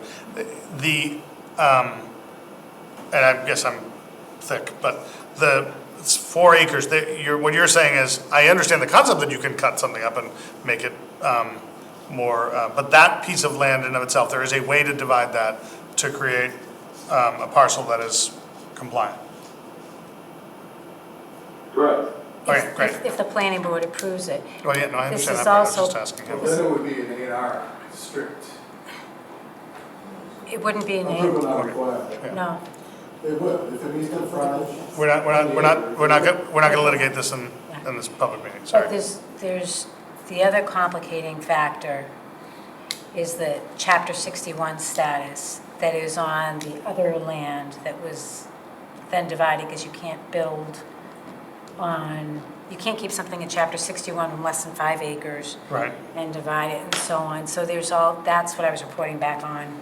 And the next thing is the chapter 61 process needs to be followed, and there was Kate brought to our attention some discussion about timing and some different things there. So it's complicated. So there's 2 issues. One is the dimensions and the requirements and the legality of the A&R or not, and the other is the chapter 61 process. But so let me ask you a question. My understanding is the question before the board is, do we wish to exercise our right of first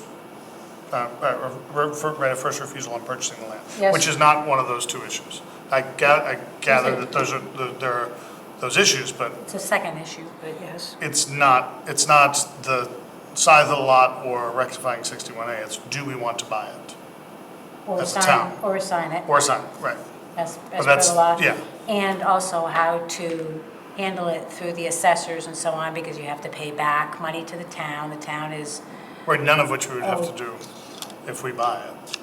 Right? we would not have to do that if we exercised Right. it, but normally, if we don't exercise it, then the seller. Right, but that's not for us just us to be concerned with. That would be Resources. the But assessors. that would be the assessors to worry about. Right. So I totally hear you that there's 61A question's a big one. Mike, your big point on the lot lines and A&Rs and all that stuff is another question. But my understanding is the question before this board is currently now, and so far really the only question is, do we exercise our right of first refusal or assign that right to somebody And else? that's what I was supposed to report back in part on what happened and how to do it. And we talked about our past policies had been, and we have used, at least as recently as last year, To wait the 120 the days. 120 days. However, this is obviously an exceptional case. Yes. But that our policy has been to exercise it. And people know that when you buy Chapter 61, or enter Chapter 61, that municipalities can take the 120 days, and we successfully, and we took it and needed it to get the land on Deer's Horn Road. This is a much different parcel and a much different map. And we also don't want to, obviously there's been a lot of confusion about this, and we don't want to cause people harm. So that weighs too. Right, so I guess my question is, if we took action tonight and said we don't exercise our right, we don't assign it to anybody, that doesn't forego any of the issues we've got to resolve around 61A or the building. No, and my point of bringing up the home is that there seemed to be a number of emails, et cetera, that were coming back that were saying, how dare a house be built, and I was just wanted to be clear that there was a house, Right. it suffered a loss, they built a house with a valid permit Right. on a 4-acre lot. And So I live on Neck Road, when I saw that going up, it never even occurred to me to question, because I just assumed it was replacing the house that had been burned. So that was on the up and up. Yeah. Right. So what you're saying is so what do we envision reporting back on that will inform the decision whether or not to do right of first refusal? At the last meeting, and again, this is, I wasn't prepared for tonight because I wasn't supposed to be doing that, but was to talk about the Chapter 61 process, how it's been used, how other communities using it, best practices, the dates, and what we want to do. Nothing can be done right now, according to Mike and other things that I've talked about, because the A&R lots the lots are not adequate. Right. So having that discussion, I think, seems appropriate.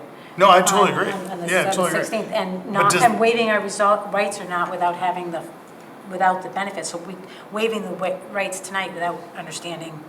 But my understanding is, I don't have the number in my head, but my understanding is $96,000 for the land. And then purchase it's- price is $6. It's an $800,000 house. Yeah. $800,000 house.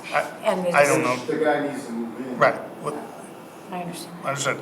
I don't know where we have $896,000. It's not that- as a town. So But I don't think if we. I wouldn't suggest doing it, but the way the law reads is that you pay for the price of the land as per the purchase, which is $96,000. Does The the town town is have the not- money for? For $96,000. Let's not do this. Let's not do that. I guess, so I totally agree with you. We should dig in on the 61A, which is what I thought you were coming back to us with, which is great. I don't know that if we waived our right or not today, that would impact that, because that still has to happen, and so does the, right, and so does the building permit stuff, or the I the don't lot think that they could allocation, have right? given you a hearing in the planning board in 2 weeks, and what our policy is, if we say we release it tonight, that doesn't help anybody, because it has nothing, the Chapter 61 has nothing to do with being able to gain an occupancy permit. But it doesn't hurt anybody. How does it hurt It somebody? does, because if we decide to take the 120 days, for example, which we Yeah. had as per policy, we would have just undercut ourselves at this meeting without the benefit of having that discussion. I suspect we are going to waive it, my expectation, just reading the tea leaves. But we had said at our last meeting, we were going to talk about it on the 16th, be prepared, do Right. that, and that we also said the policy is 120 days. So that would Well, be no, a full we- 2 no, weeks that's from our not- but last hold on meeting. a second. We didn't say the policy was 120 days. We acknowledged the fact that we had up to 120 Right, days. the state We did policy not- is, right. and that We we did have not- used it in the past. We did not say, yes, exactly. I just want to be very clear. And We that's didn't what you- say, we didn't agree that our policy was always And to stick. and my expectation was the discussion was going to be, while the policy has been, and best practices probably is 120 days, what do we do in this case? Because it's obviously not a normal case. No, So, I just don't see us, the first thing that we need to do, or Keith probably has to do, based on what Mike just said, would be go to the planner and the planning. right, but I guess my point is, so I just want us to look at things as three separate things. The A&R, the plot line, everything that Mike talked about, and what they've got to go to the planning board for, that's one thing. 61A and clearing all those hurdles, which there are many, that's another thing. And then whether or not we as a town want to or can afford to buy the land. And I feel like there's three major hurdles there to moving this something forward. If there's one of them we can clear, earlier the better. I don't think it doesn't impact those other two things from happening. Can the town, maybe not, can an organization afford the $96,000 if that's what the state says? Maybe, but we need to have that So discussion. will we get a ruling back from the state saying we will only need to pay $96,000? I have asked, yeah, I wasn't, I That's not what I didn't, asked, will we get a ruling back? I hope so, I And- didn't say it right. was for, I didn't think it was for tonight, so. So is the chapter 61 valid if it's under We're- 5 acres? We don't do a back and forth, but. And you're trying so- to steal $800,000? No, we're not trying, I would, we don't do it back and forth, but I would caution you from using language like that. We'll get you an answer as soon as we can, but we don't do, there's public comment period, which you did, and now this is our meeting now. That was separate from this. Right, there's public comment period, we can comment on anything on the agenda or the price of tea in China, which you did. My point is, I don't see a reason to hold up one for the other two, because I don't see us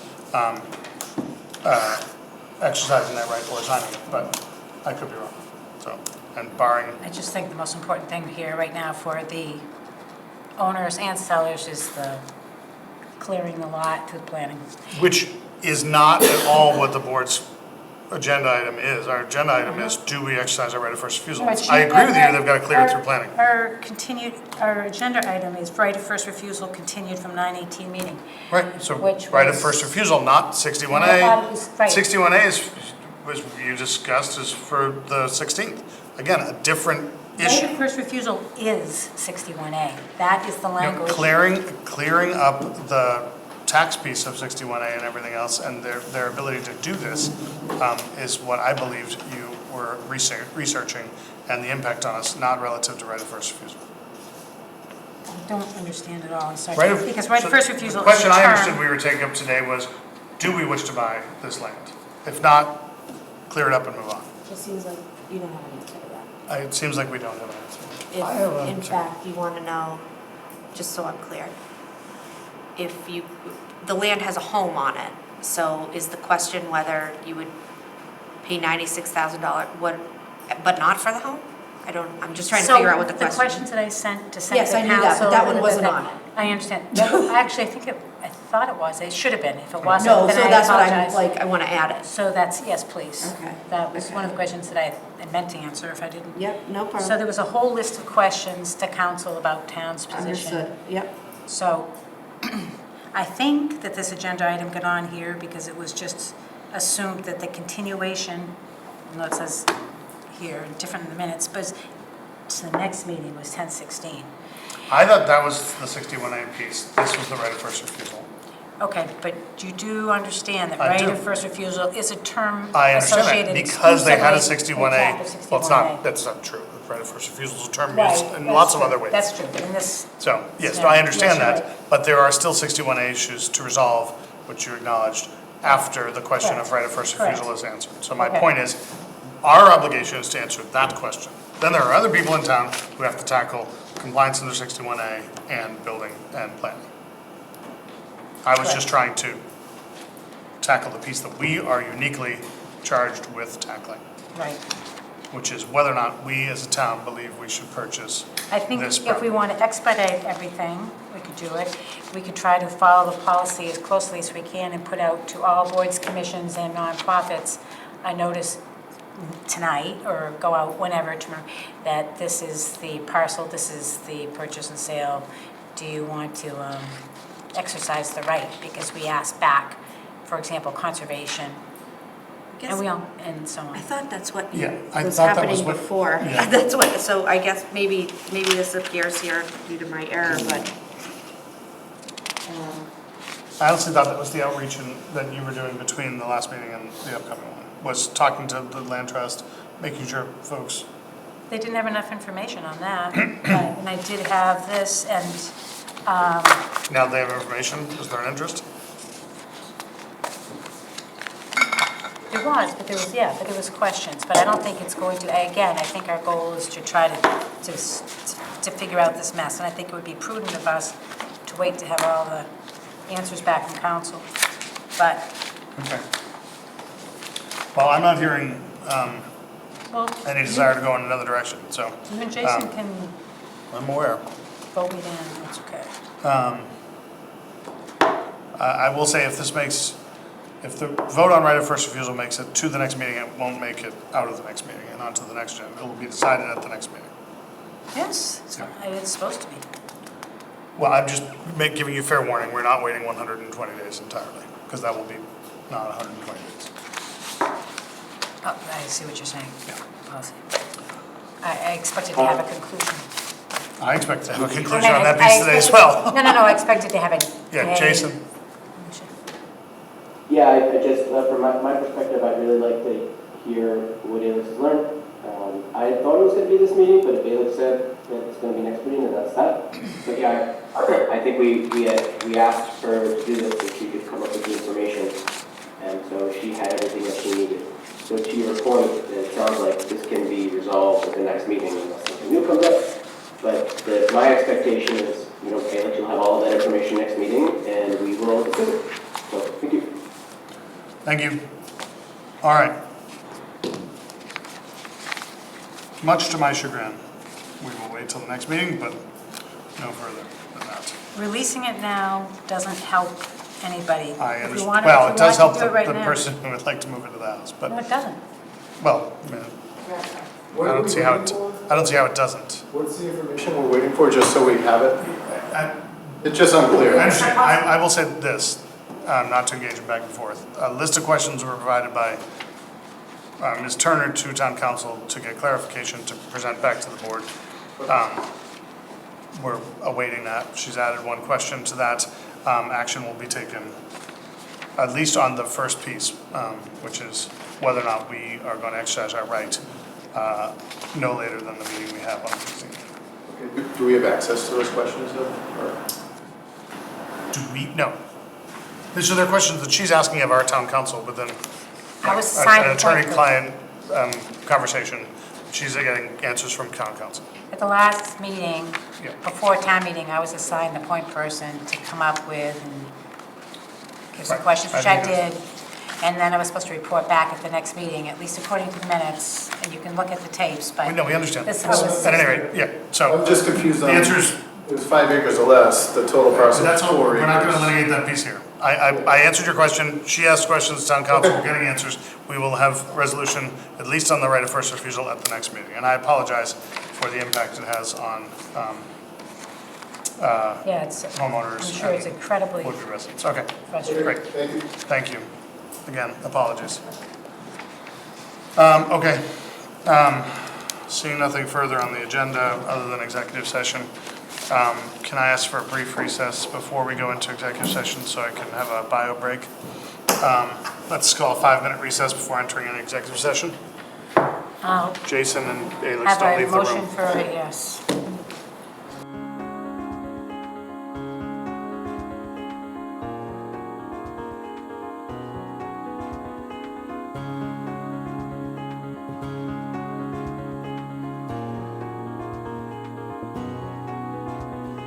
I'm seeking a motion for the Lancaster Select Board to meet in executive session pursuant to Mass General Law, Chapter 30A, Sections 21A for the following purpose. 1, purpose 3, to discuss strategy with respect to collective bargaining, especially to deliberate regarding the response to a settlement agreement proposed by the American Federation of State, County, and Municipal Employees, AFSCME Council 93, Local 3720, AFL-CIO, clerical relative to former employee A. Martin. Is there a motion? So moved. Is there a second? You gotta finish.